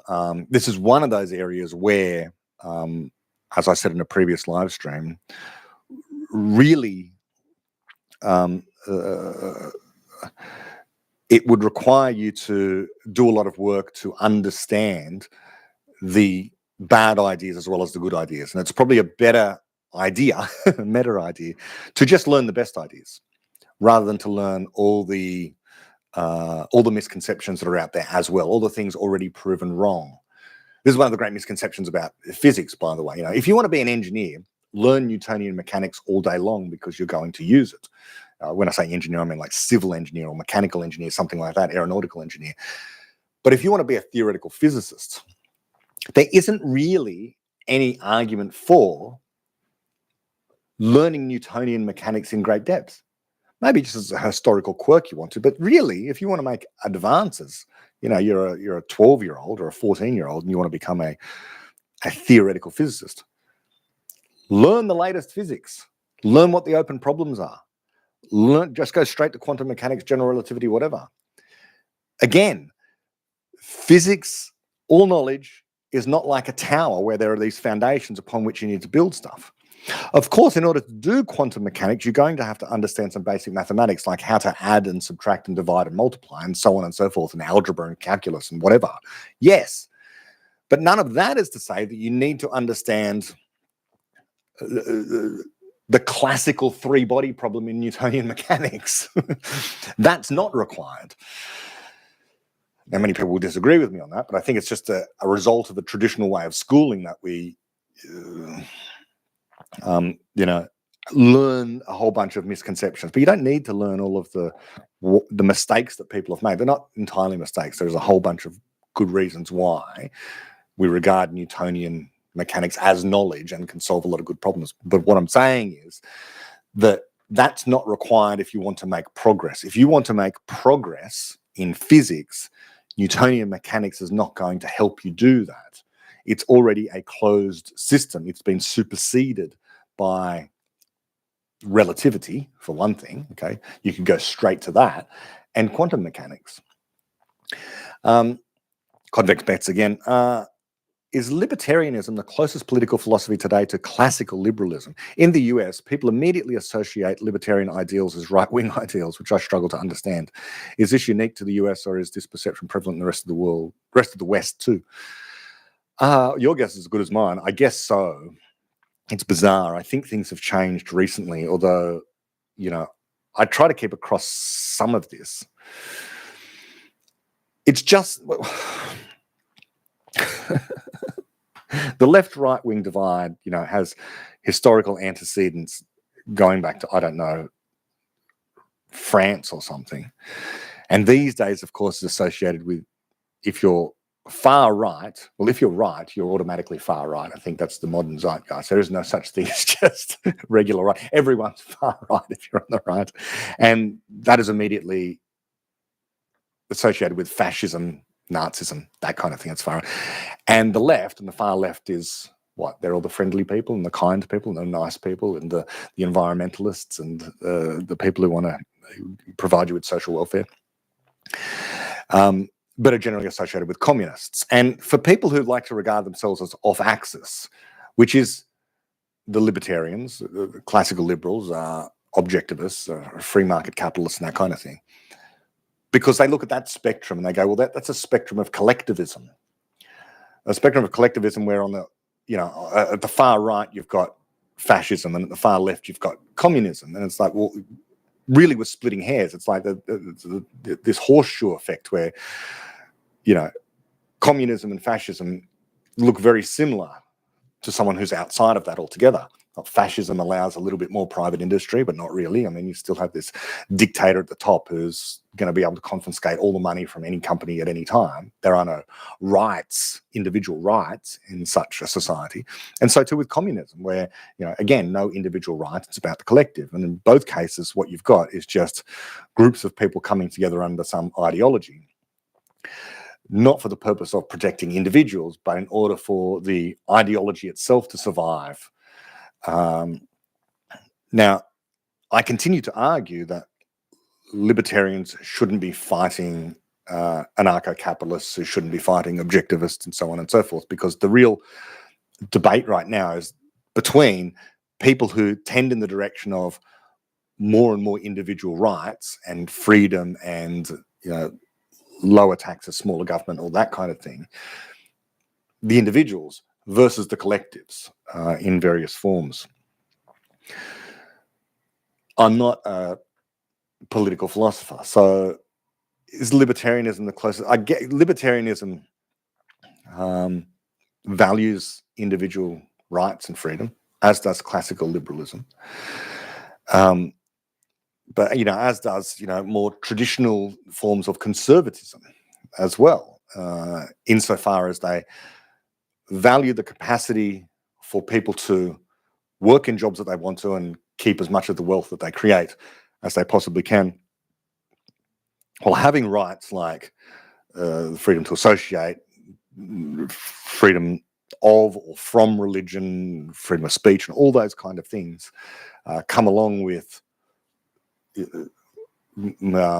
traditional conservatism, libertarianism, liberalism, these kind of things, which are not associated with far-right fascism or versions of the collectivist left either. Yeah, so I think that answers that. Let me just check. Have I done all of the Twitter questions before I go to what's happening on YouTube? I think I've done the Twitter stuff. Yes. Okay, so, all right. My rambling can now become focused on YouTube. Otto von Wiegen has responded to something I must have said earlier in the piece. But roads are not predictable enough for an AI to allow for full self-driving. Wouldn't you need an AGI to predict what other people do? Well, AGI can't predict what other people. You can't predict what other people do. I can't. No one can predict. That's the whole problem. That's the whole essence, if you want to use that word, of what a person is: a creative entity. And any creative entity is inherently unpredictable. I think I tweeted something just very recently like, if it's predictable, it's not creative. If it's creative, it's not predictable. So to hear people are not predictable. Roads are reasonably predictable. Once the road has been laid down, then there it is. It's on Google Maps or Apple Maps or whatever map thing you have, and that can be put into the AI autopilot. And presumably the AI autopilot would also not only have high fidelity, up to the minute maps, digital maps of wherever it happens to be driving, but as I also said, would also be connected to some satellite system, presumably, or some other method of sensing where all other cars on the road happen to be within some fixed radius. And furthermore, would also be able to have some means of scanning the road up ahead for things like potholes or obstructions in the road and that kind of thing. And all of this is happening at a speed which is, 10,000 or 100,000 times faster than any human being could ever possibly react to any of this information. Processing so much more information than what a human being could possibly do, fixed on this one particular thing. Never getting distracted, never wanting to pull over for coffee, never being over the limit due to alcohol, never being distracted by the ring of a phone or texting or anything like that. So I think roads are predictable. As for full self-driving, well, I don't think we're there yet, of course. I don't think anyone's saying that we're there yet. We're in a transition phase, as we are with many things, where for many circumstances, it seems like the human driver is absolutely essential. But then for other applications in other places, the human can be done away with and the AI will take over. But it can't be that far off, because this is a soluble problem. Cars, I doubt that many people need to get into a car. This is a silly thing to say because, it's one of those things that it's attributed to Bill Gates. No one will ever need more than 20 kilobytes of memory or something, but I don't think he actually said it. I was almost about to say no one in a car would ever have to travel faster than about 500 kilometers per hour, but that could be wrong. But let's say 500 kilometers an hour, traveling along, regular roads and highways and that kind of thing, I presume would be a fairly easy, safe thing for an AI to do with a well-designed car like a Tesla. Something that a human being could not do because their reflexes are not fast enough. They are going to get distracted. And if they're distracted for, a microsecond traveling at 500 kilometers per hour, it's going to be catastrophic. But that kind of catastrophe of taking your eyes off the road for just, a thousandth of a second when you shouldn't have, is the sort of thing an AI won't do. Does that mean an AI will never malfunction? No. But one would presume that the number of malfunctions that autopilot Teslas of the future have will be way, way, way orders of magnitude lower than the number of unforced errors that human beings make on the road each and every day. Whether because they've taken their eyes off the road or been distracted by something like the phone ringing, or blinded by the car coming in the opposite direction with the headlights on, or just a health scare, which seems to I see that in, turn on the 6 o'clock news and every other week at least, someone who's older or even younger has had some stroke or some medical episode and has driven into oncoming cars or driven into a shop front and killed someone or other, or a bunch of children, pedestrians and whatever. So that sort of thing would not be eliminated entirely. No one's saying that AI cars would entirely eliminate all accidents, all road deaths and that kind of thing. But it would massively reduce it. And I think it is, as many of us pointed out at the time, when the coronavirus was happening and, many of us were on the other side of this argument and saying, look, yeah, it's serious, we're going to take it seriously and whatever. I was forever pointing out, for the millions, okay, an upper limit of deaths that were occurring due to coronavirus, and there was a global movement to stop this thing. I'm not saying there shouldn't have been, but why wasn't a similar movement being done for the, I think it still remains at 2.2 million road deaths per year around the world? That, by any metric, is a catastrophe. Why? But we tolerate it. Now, one day that will become intolerable, an intolerable loss of life, especially in the context where you have self-driving cars that avoid that could take that 2.2 million people killed per year on the road, even if you took it down by a factor of 1,000 to 2,200. What a wonderful saving of, 2.1 whatever lives, 2.1 million lives every year. So I think roads are predictable. Yeah, people can build new roads, but I would presume that in the future, AI-controlled cars are going to have access to roads even being changed, new private roads being built and that kind of stuff. Yeah. Goat. Can AI evolve into AGI or AGI itself? Or AGI itself is different? David Deutsch thinks AI and AGI are fundamentally different. What do you think? Yeah, well, I've talked about this a lot, so I won't go into it again because it'll just bore people that are watching. In fact, I talked about it last live stream. They're fundamentally the opposite of one another. And the shortest way to say this is that AI must fundamentally follow the instructions that it's been given. That's what it does, and that's how we judge it. Is it doing what you want it to do? Is it completing the task? AGI, on the other hand, does not need to follow the instructions that it's been given.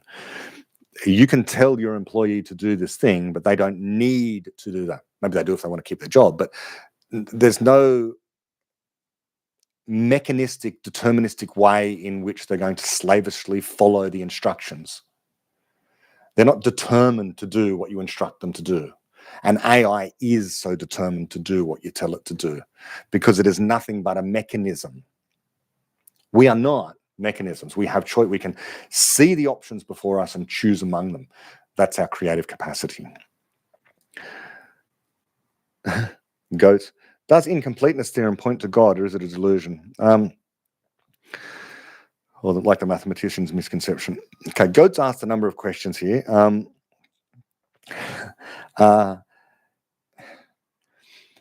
The incompleteness theorem, just for everyone, is often elevated to this mystical level, rather like quantum theory is. Now, it certainly says something very interesting about the world. It says that for any axiomatic system, such as in mathematics, there will always be statements that can be conjured or expressed in that system for which you do not have a proof, for which you cannot decide are those statements written within that system true or false according to that system? Do they follow from the axioms or not? They may be valid, but can you show a sequence of rules, using rules of inference to get from your axioms to that statement? That's what the incompleteness theorem is. That's what completeness is. Every single statement that can be written has a proof for it. Okay, and you can do that for sentential logic, for example, or something called predicate logic. So this gets into the technical details of what formal or mathematical logic is. Arithmetic is not like that. It's incomplete. There are things that you can write down in arithmetic. This is what Gödel's incompleteness theorem was about, for which there is no proof.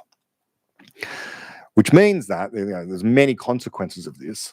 I do not buy the idea that it has consequences for consciousness, but it does have the consequence that mathematics will remain forever a creative exercise. You can't just calculate your way to every single answer, to every single question in mathematics, which is, I guess, the error that was made in that Sam Altman thing. Let's just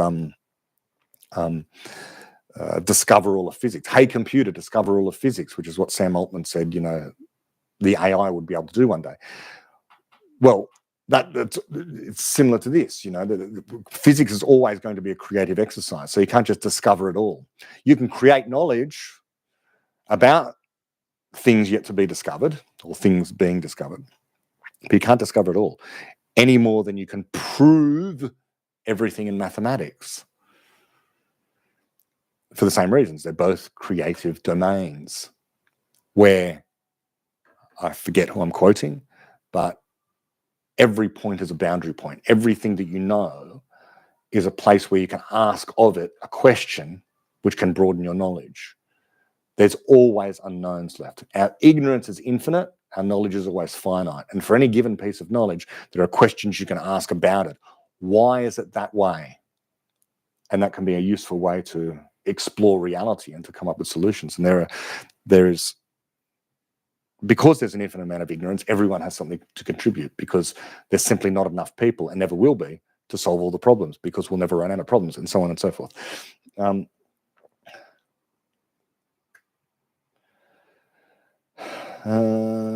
Goats ask some personal questions, which we're just going to to pass over in silence. Divesh Dewindi, please explain quantum computation in layman's terms. Oh, after an hour and 37 minutes. I can't. What we can do is direct you to my series on the multiverse, which touches on this, where we talk about the existence of bits versus qubits. So even if you ask me to explain computation in layman's terms, I think someone kind of tried to do that yesterday, it's a high bar to do.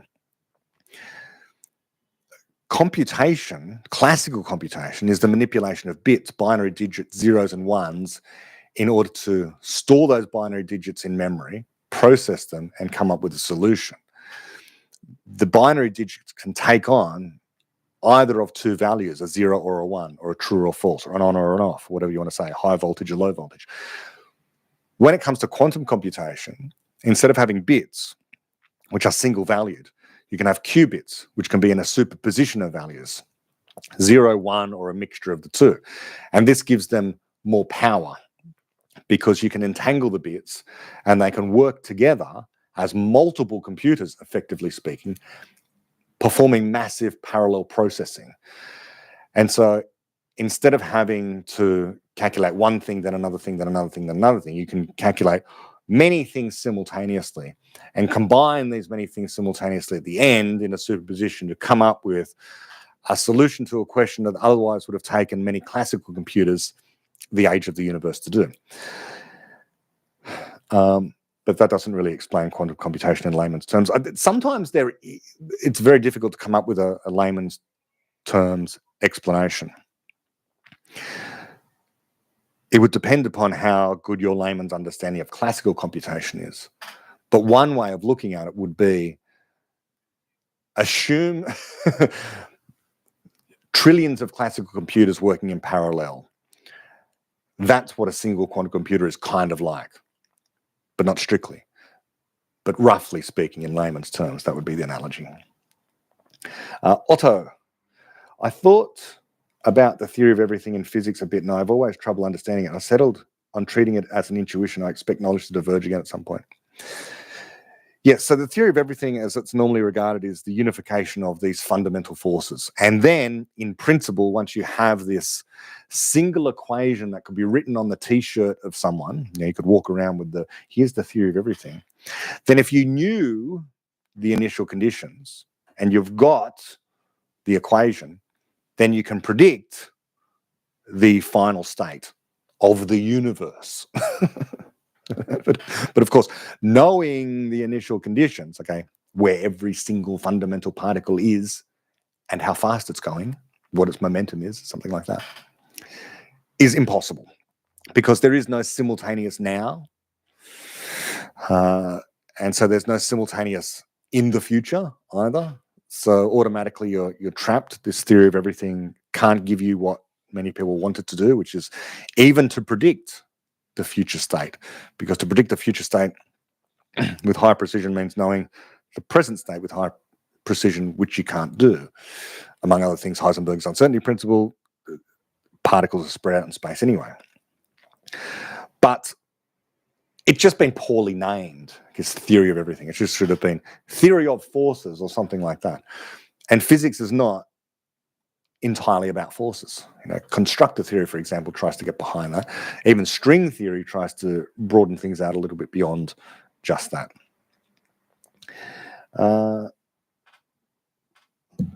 Tornado Eye. Tornado Eye has asked, do you think government should regulate how tech companies store user data? Companies should naturally tend towards good user data management, but it would take very long for incentives to kick in. Governments are singularly bad at everything. The one thing they should be able to do is to police the society and to defend society, so police and military. And even then, the government is made up of politicians who are regular people and bureaucrats who are office workers with anything from communications through to legal degrees. So in that circumstance, why would we expect the government, whether they be members of the bureaucracy or politicians themselves, to understand anything whatsoever about technology? One of the reasons why technology flourishes in the way that it does in certain areas, like, for example, mobile phones, it's only been a couple of decades, and we have the iPhone, we have smartphones, and that's flourishing. Why? Because the government has been unable to keep up. If they could understand it, they'd regulate it, and the EU tries to do this, right? The EU recently, enforced this regulation that iPhones, for example, couldn't have their proprietary way of charging. They had to have the USB-C charger or something like that. So already they're trying to intrude and regulate. And as soon as you regulate, of course, you stifle creativity, because if everyone now has to use USB-C or whatever it happens to be, then no one can innovate and make something better, because the EU has decided, no, this is the thing, and we're never going to go do anything better than that. Standard communist idea, right? Where we're going with this one plan and no one's allowed to have an alternative. They say, this is good for everyone, so we don't have to carry on. The point is that no, companies do not want to kill their customers. Companies do not want to breach the privacy of their companies do not want to upset their customers. It's the last thing they want to do. So the internal regulations of a company, especially a profitable company, are going to be far more stringent than anything the government will place upon them. The government contains data, and there are situations where government data has been breached.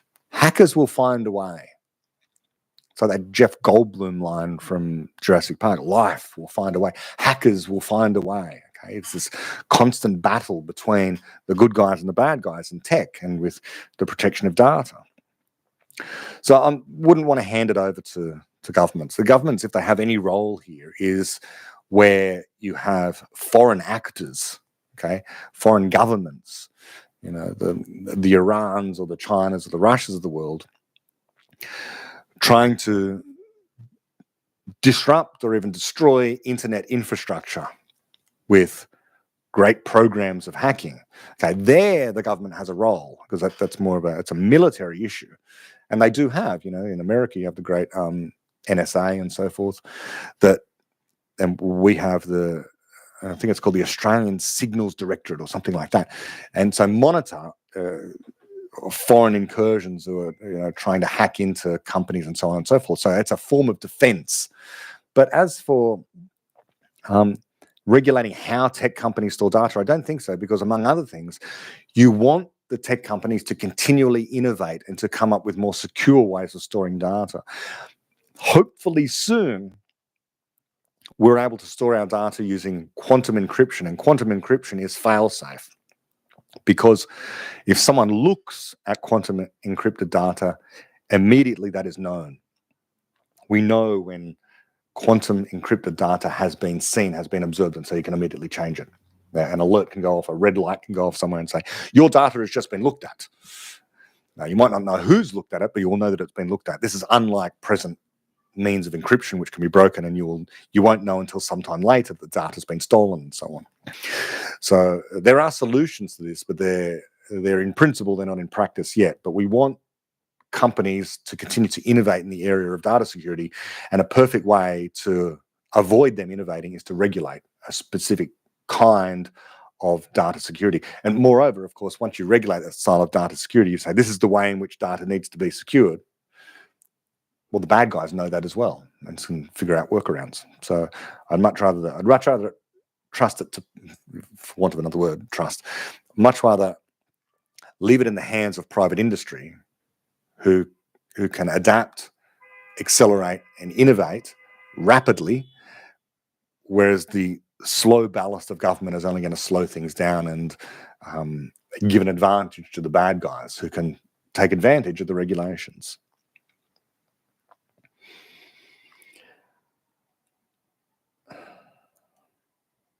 Goat has asked, how to know that ability that we are mostly best in the world at? Well, it's just whatever your interest is, I presume.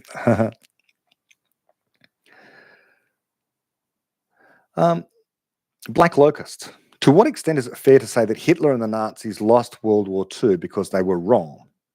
That is, their ideology made them further from the truth than the Allies were, and the rest is just details. Yes, they were wrong. They were morally wrong. They were factually wrong. All of that kind of stuff. And if you want to get, totally fundamental on this, it's like, as David writes in The Beginning of Infinity, if there is a moral maxim around which morality might be judged, or any moral claim might be judged, it is, do not destroy the means of error correction. And what performs error correction? Well, any number of things, but a primary error corrector in this world is a human being. A human being error corrects. Do not destroy that. Do not destroy people. And so Hitler was destroying a lot of people by starting wars and focusing on Jews and focusing on destroying the means of error correction in terms of both people and the way in which creativity could flourish, by having a very regimented society. And I don't want to say that those errors haven't been learned, but it's clearly the case today that we have new pogroms taking place in various places, chief among them the attempt at genocide recently in Israel by Hamas. Those people are factually, fundamentally wrong, morally, epistemologically, and physically. The most awful kinds of means by which you would destroy the means of error correction is to kill a person, and then everything else sits beneath that. So yes, of course, to be evil is to be wrong, factually wrong about what a person is in these cases of war and how it is that things improve, which is via error correction. Which also, on a related point, is why I'm typically against, the death penalty. Not saying I'm against all killing. If the choice is between the terrorist who's about to press the button and set the bomb off inside a school somewhere, killing them or not, you kill them. Okay, you shoot them, you take them out if that's the only option left to you, if it's the best option available. But when you've captured the murderer who may have committed awful crimes, and they're 30 years old or something, I think there's do not destroy the means of error correction. We can correct that person and literally turn that person into someone else. Now, it's cold comfort to the family of people who've lost loved ones to murder. However, I also think it's cold comfort to kill that person as well. There has been, as far as I know, sociological research on the benefits of revenge, because it happens in tribal societies that when a person is allowed to enact revenge upon someone else for having been hurt, then they feel better. Well, okay, but we're not a tribal society, and I don't think feelings are fundamental when it comes to matters of morality. What we want is to focus on error correction. And so even if keeping a murderer alive in order to try and assist them to realize the error of their ways and to become a different person hurts victims a little, morality is not about feelings. Because when I say hurt, what I really mean is to cause them some sort of emotional distress. But they can learn better as well. They can learn why having a vengeful heart is not good, not a good psychological state to be in. And instead to have some degree of compassion to the extent that's possible. It's hard, but there is wisdom sometimes in ancient traditions that talk about this kind of thing. And the wise thing is to even in situations where you have the most egregious crimes being committed, if the alternative is between punishing someone with death or allowing them to survive and to understand the mistakes they've made, I'd rather go for the latter, to allow a person to understand the mistakes that they've made. All of that said, on a related issue, when it's wartime, we don't have time to talk about that. We don't have time to split hairs over whether we're going to teach the Islamic fundamentalists a better way of life or not. We need to wipe them out and destroy them because they are coming after us and various other innocent people. And so when you're in a situation that is urgent, when it's an emergency, which it is, and the Islamic fundamentalists are, or any fundamentalists or terrorists in general, making plans now as we speak to kill the maximum number of people, they need to be destroyed now, because our methods may be crude, but it's the best we know right now. In the future, in some enlightened future, yeah, sure, we'll be able to press a button on the AI drone thing, and it will, at very high velocity go and capture the terrorist in the act of building the bomb before they ever have a chance to set it off, capture them and drag them back to prison, and then you put them in prison, and then you effectively deprogram them or teach them something better, so they cease to be an enemy of civilization and become an ally, and we want more of those. So I think that...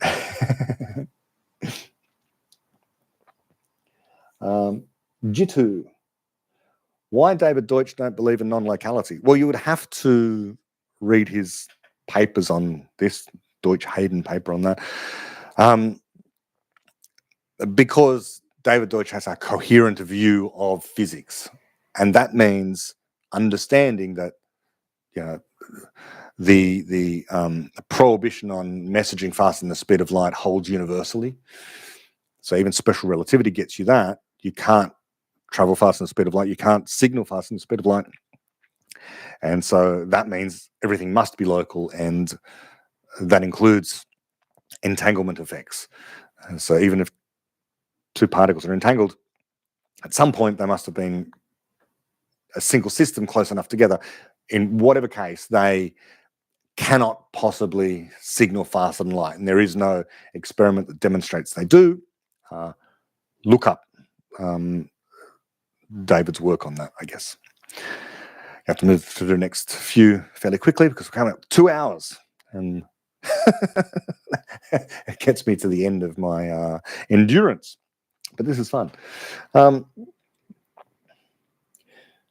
Vamsi Krishna, given that we are in the era of LLMs, what do you think about large physics model? My view at this point is that unified field theory might be a large encoding non-parametric model.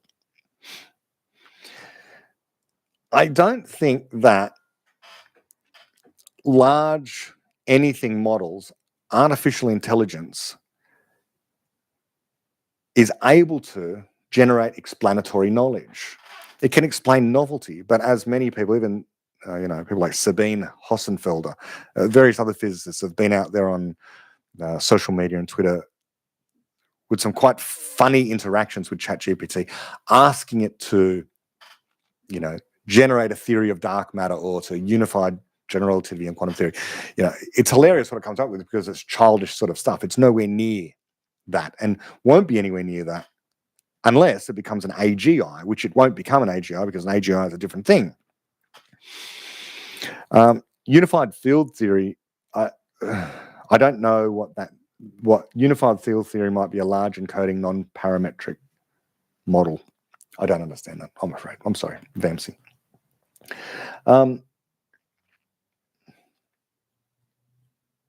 Black Locust.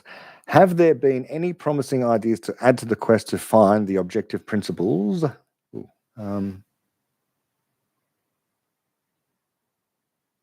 Sorry, I've missed a bit. Have there been any promising ideas to add to the quest to find objective principles underlying all art, at least since David Deutsch's Wireflower is beautiful? Not that I'm aware of, I'm not an artist, but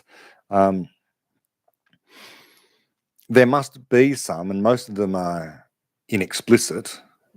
Things are literally beautiful or not, and we have good theories running on our minds about what those are. You are disgusted by the rubbish tip, but you are attracted to the florist, both in terms of smell and sight, and that's no accident.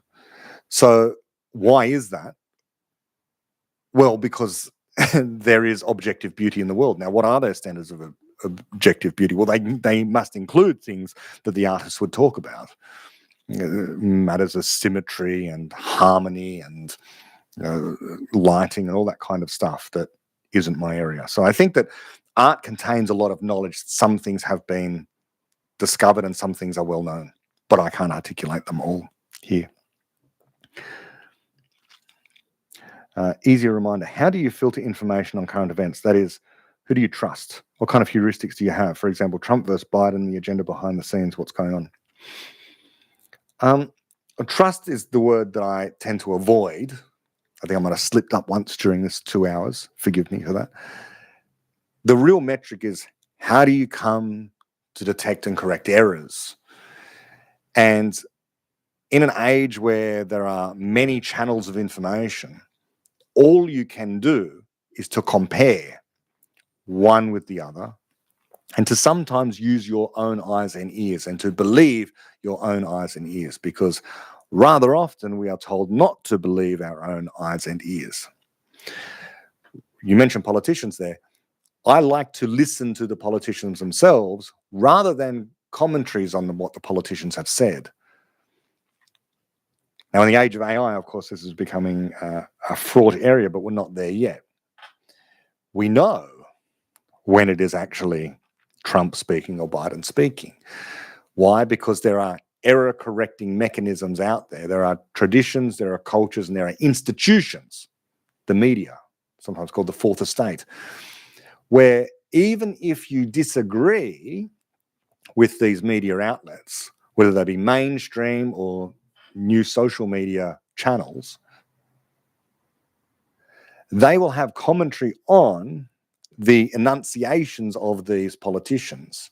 And the enunciations of the politicians will be identical, even if the interpretations of what is being said differ diametrically. Douglas Murray sometimes gets pessimistic on this point and says we can't even agree on what the facts are anymore. I think that's a little bit too far, because we will still agree that Trump said X, Y, and Z, or Biden said X, Y, and Z. Although there are cases, of course, where, especially in the fog of war, for example, where it will be reported everywhere that a rocket struck a hospital in Palestine. Now, if every source agrees that that happened, we should still be skeptical. And certainly in one situation, we found not only was it the case that the rocket didn't strike the hospital, but it turned out later that the rocket struck the car park of the hospital. But while a good 80 or 90% of the media said an Israeli rocket struck the hospital, it then turned out that it was a misfired Hamas rocket that struck the hospital car park, and that some smaller number of people were killed. So I think this is Douglas Murray's point, that sometimes we can't agree on the facts. Was the rocket fired and who fired the rocket? Well, I think that a rocket landed somewhere and some people were killed, that everyone agreed on. But precisely where and who fired it and how many people were killed and that kind of thing, yes, we have difficulty these days in the fog of war. But that may have always been the case with war. But these days it's particularly fraught because of the visceral distrust through to the spectrum of hatred that many media outlets and other commentators have for the IDF and Israel and so on and so forth. And that's an extreme example, and that's the hardest example. So when we get into other things which are more frivolous and you're watching the news, generally, if the news says there was a car accident at 5:30 p.m. today at the corner of this street and that street, it's reliable. It's not a matter of trust, but you have an understanding that the reason the news exists, or the reason that this reporter has a job, is because they want to continue to make money either gainfully employed or by selling advertising. And to do that, they want to be truth tellers. They want to be accurate, because if they're found, uncovered to be not reliable, then people will tune out. And so that is an incentive. There's some positive incentives there for people to, as far as possible, not lie. Now, there are other perverse incentives in certain other situations where there are incentives to lie, and that's where you have to have your critical faculties about you. How do I filter information? Well, as I just say, if it's don't react too quickly is always an important thing. Never react too quickly. Give it time, especially when it's important world events. Consider, be slow on these things. The news wants to move fast by virtue of the fact it's new. You should soberly sit back, and not everything, of course, should be animating you and exciting you. There are a lot of things to be concerned about, and so I think a lot of people are fixated on the news, and you can see that. Some people that I watch are fixated on the news. You can see that. Like, I don't mind watching certain YouTubers and things who comment on the news, but you think it must be rough on their psychology, because every day they're tuning into the news and they've got their own channels. And it can't be good, because the news is designed to emotionally capture you. And the most easily available emotion to elicit in someone is a fear or excitement response. The fear that the world is ending, the catastrophe is coming, the excitement that something is about to happen. And so we have to be cognizant of that. You have to be aware of that in yourself and in other people. That, as David Deutsch likes to say, it's the age of hyperbole. And genuinely true. About social media, the smallest thing happens and it gets amplified. Yes.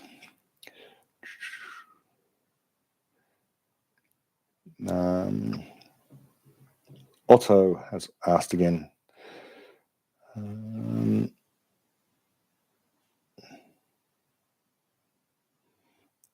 Something about it's wrong to eat meat. I've got an article there for you, Otto, about humans and other animals, about the morality of eating meat.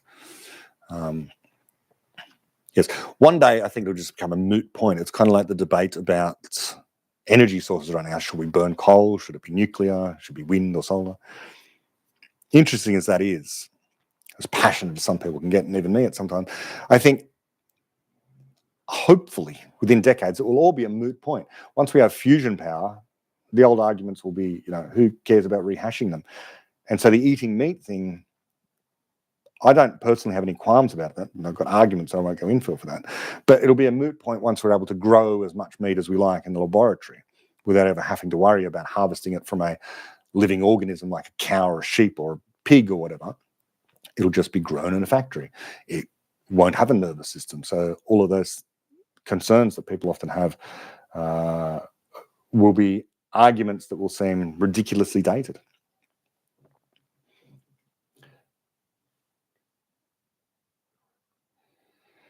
Arch R45. Why does it seem that people who read David Deutsch are influenced by his ideas and end up being smarter than everyone else? Like the most recent Lex Fridman guest, clearly having the best grasp.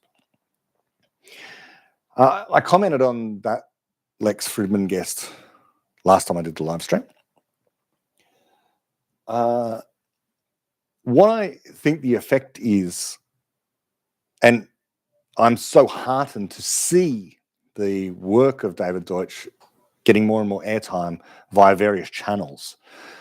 There's more influence, and that means if you're influencing influencers, if you're influencing the people who are appearing on Lex Fridman, if you're influencing people who are, the wealthiest on the planet, from Elon Musk down, this is only a good thing. And it still seems that when you encounter someone who is familiar with the work of David Deutsch, the way they speak can be different. And this different and new and original and creative way of speaking or interacting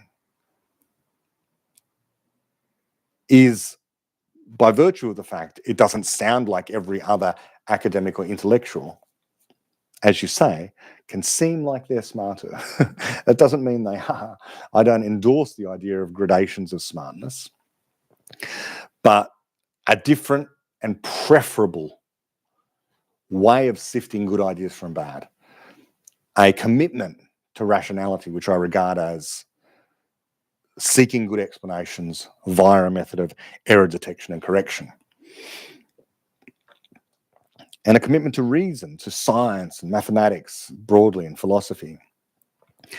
And so it's a leveling up of traditional intellectual thought, which was, let's accumulate as much information as we possibly can, fill our heads with facts. I'm not denigrating, people who have deep knowledge, deep background knowledge they can draw on. But it was a mode of authoritarian understanding that many people still push today. What are your sources? What are the authoritative sources? How can you ensure that you're justifying your beliefs and you've reached the truth? And that way of thinking is the old style intellectual that you can still see out there in the world, that will rest upon and rely upon credentials and credentialing, that will defer to the authority or perceived authority of experts. In some sense, it's only subtle, but in other ways, it's a radical shift turned towards a way of viewing, for example, expertise, not as a matter of authority, but as a matter of deep knowledge, where there is a commitment to error correction, that we have this open-ended capacity to improve our circumstance. And that is another way in which David Deutsch has influenced, I would say, the global conversation in a fundamental way, perhaps the most fundamental way of all, is in drawing a bright line between an old guard of intellectuals who are still the most popular,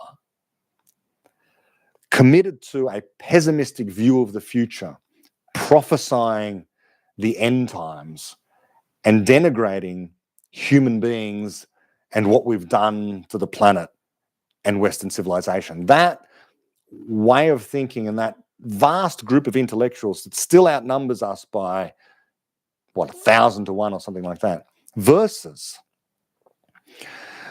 the anti-authority commitment to unbounded progress and optimism that David Deutsch gifts us through the beginning of infinity. It's not to say he's the only person on earth who's ever done this. There's Matt Ridley. You look at the work of Karl Popper and Feynman. There are many people who have this optimistic view. But what I'm saying is he articulates it in one place, in that book and throughout his work, in a way that is more cogent, and here's the key thing, coherent as a worldview. And by coherent, I mean there are all these many aspects to it that fit together like a lovely little puzzle, which is why, when I go back to Ben's question about what is the significant thing you disagree with on David Deutsch, it's because I feel as if, I don't want to sound ridiculously arrogant here, but I feel as if I can see the puzzle. Whether it's that piece over there, which is quantum theory, and understanding the significance of quantum theory for possibility, which leads to constructive theory, is what can possibly happen in the world, what can't possibly happen in the world. That tied to epistemology and our capacity to imagine what is physically possible and to take action to achieve it. And then wealth, to generate more and more wealth in order to achieve the thing that we want to, because what's holding us back is only knowledge, not resources, which are infinite, because any kind of matter which exists out there in the universe, which so far as we know is effectively infinite, if not actually infinite, has all the resource that we need. We just have to know how. And knowing that all of this is possible gives us optimism. But at the same time, we'll never get to the end. We can only ever hope to correct errors. And we'll always have errors with us because we're fallible as human beings, and human beings are cosmically significant. So as I'm telling you all this, you can see that I'm filling in the pieces of the puzzle. These bits of the puzzle, everything from quantum mechanics that I began with through to the nature of what it is to be a person, fits together. And people are coming to understand aspects of this and to get on board. And so it is so much more refreshing than that, as I said, old guard of people who are ever engaged in talking down people. dismissing explanations and the centrality of knowledge in changing our circumstance now and giving us hope for the future. Because we need this right now, of course. You know, you have the people who have unfortunately indoctrinated generations that basically the end of the world is not too far around the corner. Climate change, you know, of all the problems, you know, many, many problems. But, you know, to pick one, climate change is the one that animates youngsters most. It's the one that politicians are using, various other activists are using, people who are interested in collectivism are using as a cudgel to bring in more regulations, to socially control people, to win elections, to gain power. And it all rests upon denigrating people and the output of people. And yet that's just one thing, you know. Then you've got, you know, people who are pessimistic about AI, and people who are pessimistic about the potential for curing disease, and people who are pessimistic about longevity, and the list is long. So yes, sometimes that, all of that, it makes people, it's a new kind of smart person, if you like. And thank goodness they are on the ascendancy. Whether their numbers are accelerating, and these ideas are accelerating into the zeitgeist as quickly as the pessimistic ones, I don't know. We're at an inflection point of sorts. The next few years will tell. I really have to stop soon, even though the questions keep coming in. SAS, can you elaborate on David Deutsch's view on free will versus Sapolsky-Harris? Does he basically say free will could exist in the bounds of whatever creativity is, which is still not known? Can you elaborate on it? I can't give you David Deutsch's view on free will because I don't know. I'm not David Deutsch. All I can tell you is what I've said in the past about this, which is that I think that free will is just a term for an emergent phenomenon that human beings have the capacity to create new options in the world and choose them. So we create stuff. We create explanations, importantly. Among many examples, imagine you want to create a highly precise way of locating yourself on the globe. You know, you're navigating on an old sailing boat, and you think, I've got this, you know, hand-drawn map. If only I knew exactly where the new world was, exactly where the United States was. I'm, you know, sailing here from Spain over to the United States. Why can't I see landmarks more precisely? Well, back then you didn't have the option. You couldn't freely choose to switch on your GPS map, but now you do. Now the GPS will tell you exactly where you are on the globe down to the nearest centimeter or something like that. So we created that. Well, Einstein, and then, you know, engineers came along, and programmers and coders and people who made smartphones. And now, you know, so when I say we, I mean humanity created that. And so now we have the choice. We have the choice to switch on a GPS system or to use a paper map. Now, that capacity to create is intimately tied to this notion of free will. So, yes, I have said that, you know, when you want to explain what it is a person does, it's convenient to invoke this idea of free will. Now, if you say, oh, but everything is determined, I will agree with you. Everything is determined by laws of physics. Laws of physics are deterministic. They are sovereign. You cannot escape from the laws of physics. So if your conception of free will is to defy the laws of physics, then I agree that no such supernatural force of free will exists. So put that aside. The fact that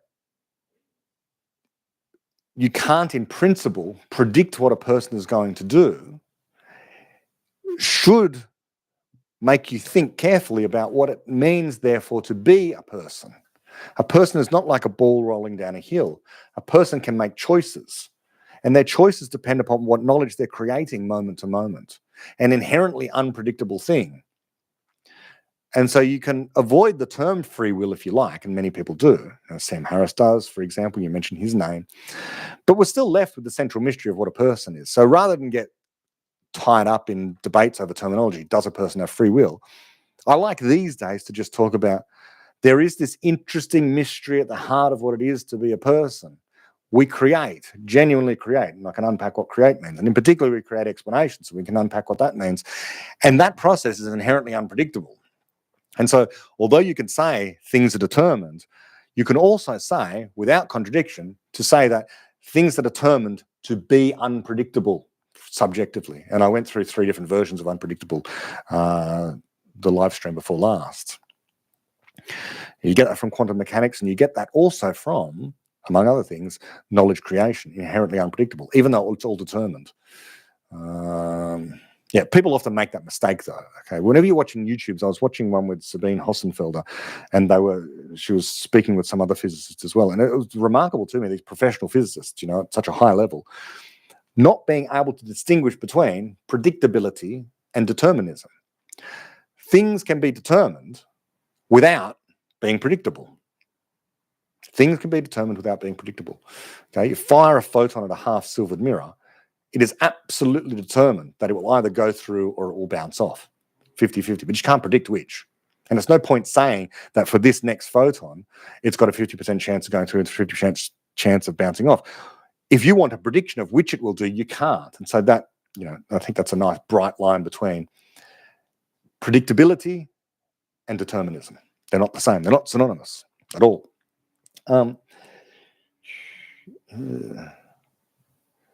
Black Locust, you live in Sydney.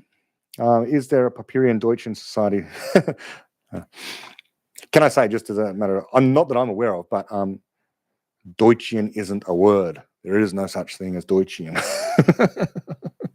Even Papyrian is something that is sometimes challenging. I just like epistemology, just that word. That does it. The study of knowledge. It's like people don't go around calling themselves Einsteinians or Feynmanians, or they do call themselves Darwinians, I suppose. But anyway, it's better to not have movements, full stop. But it's certainly better to not have movements centered around a particular person. The reason my podcast is, in very large part, a large proportion of my podcast is devoted to the work of David Deutsch, is because in one singular place and a number of books, you have a highly concentrated, high density. I think once upon a time, I think it was Aaron Stupple or someone said, wonderful phrase, or something to the effect of, David Deutsch's work, the work in the beginning of infinity, has the highest density of knowledge per sentence in any book ever. And I think that's a nice way of putting things.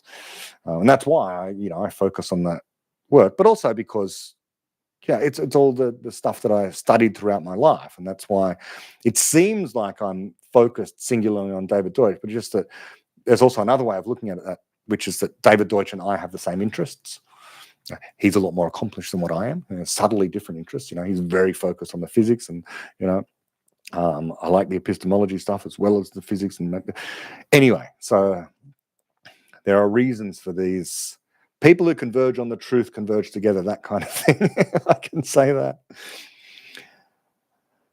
SAS. Also, with the double slit experiment, can you expand on why it proves multiverse as strongly as our study of organisms proves evolution? Okay, so no, it doesn't prove anything. Science is not about proof. I can't do that. But go to my series on the multiverse. In particular, go to the episode on shadows, which is the easiest way.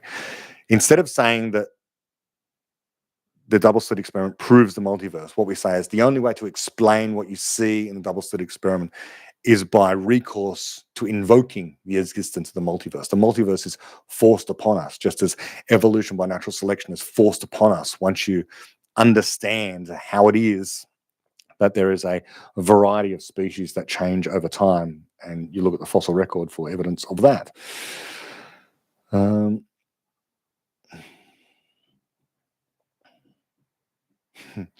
SAS has asked about the multiverse and dark matter, such as in Marvel movies. I've often thought this as well, like dark matter, whatever it is, are we swimming in a civilization of dark matter people? By definition, so far as we can tell, dark matter does not interact with any other kind of matter. So perhaps there are civilizations of people made of dark matter. We just don't know yet. So yeah, it's a good premise for a science fiction. I don't know why science fiction movies recently haven't taken advantage of dark energy and dark matter. I mean, there's a lot to explore there. Maybe one day.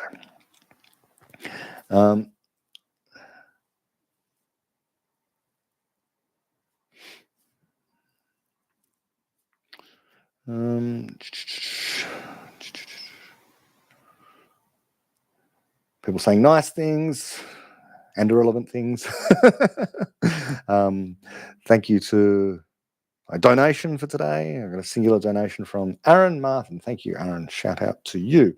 Did I answer your question? Did you ask a question? Whether you did or you didn't, thank you so much. Again, for anyone else who's enjoying these, I've had some lovely feedback from people over time. Please feel free to go to www.bretthall.org, and there are links there to how you can support me doing this into the future and my regular episodes as well, which ironically, even though I've been here for 2 hours and 22 minutes, actually take a lot longer. Like a half-hour episode of Topcast sometimes takes up to, well, it could take 6 hours or something, because the editing is just such a nightmare. No editing required here. This is the unedited version. Sudika Misra, what it means according to you and David Deutsch, what to do next problem related to morality. So the question about what science is can sometimes be phrased as explain what exists and what's going on and the relationships between things and the causes. What does physical reality consist of? That kind of thing. That's what science is. Morality is about what you should do. What you should do. So your problem is always, what should you do next? There are better and worse choices. So anytime you have the word should is a moral question. And there's objectively better answers. Some things you should do and some things you shouldn't do. And of all the things that you could do, some are better to do than others. So morality is always the problem of what to do next. What should you do next? Something about veganism there from Power Ranger. But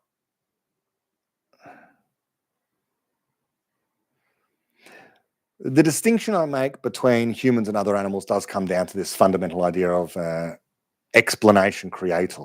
And to get into the nitty-gritty of it without going into too much detail, I think there's a distinction to be drawn between pain and suffering. And I'm not sure that animals have qualia, but even if I granted that they did have qualia, so for example, the capacity to experience pain, pain is not necessarily suffering. Suffering can be conceived as some explanation of the pain. In particular, an explanation the pain is going to continue, or the explanation the pain is going to get worse, or suffering is a uniquely, I would say, human thing. Now, people will disagree with me on that, but that's where I come down on why it's not ethical to cause a person suffering, and why it is that, well, unless, of course, they're some sort of criminal and you need to tackle them to the ground, that's going to cause them to suffer. Modulate that kind of exception edge case.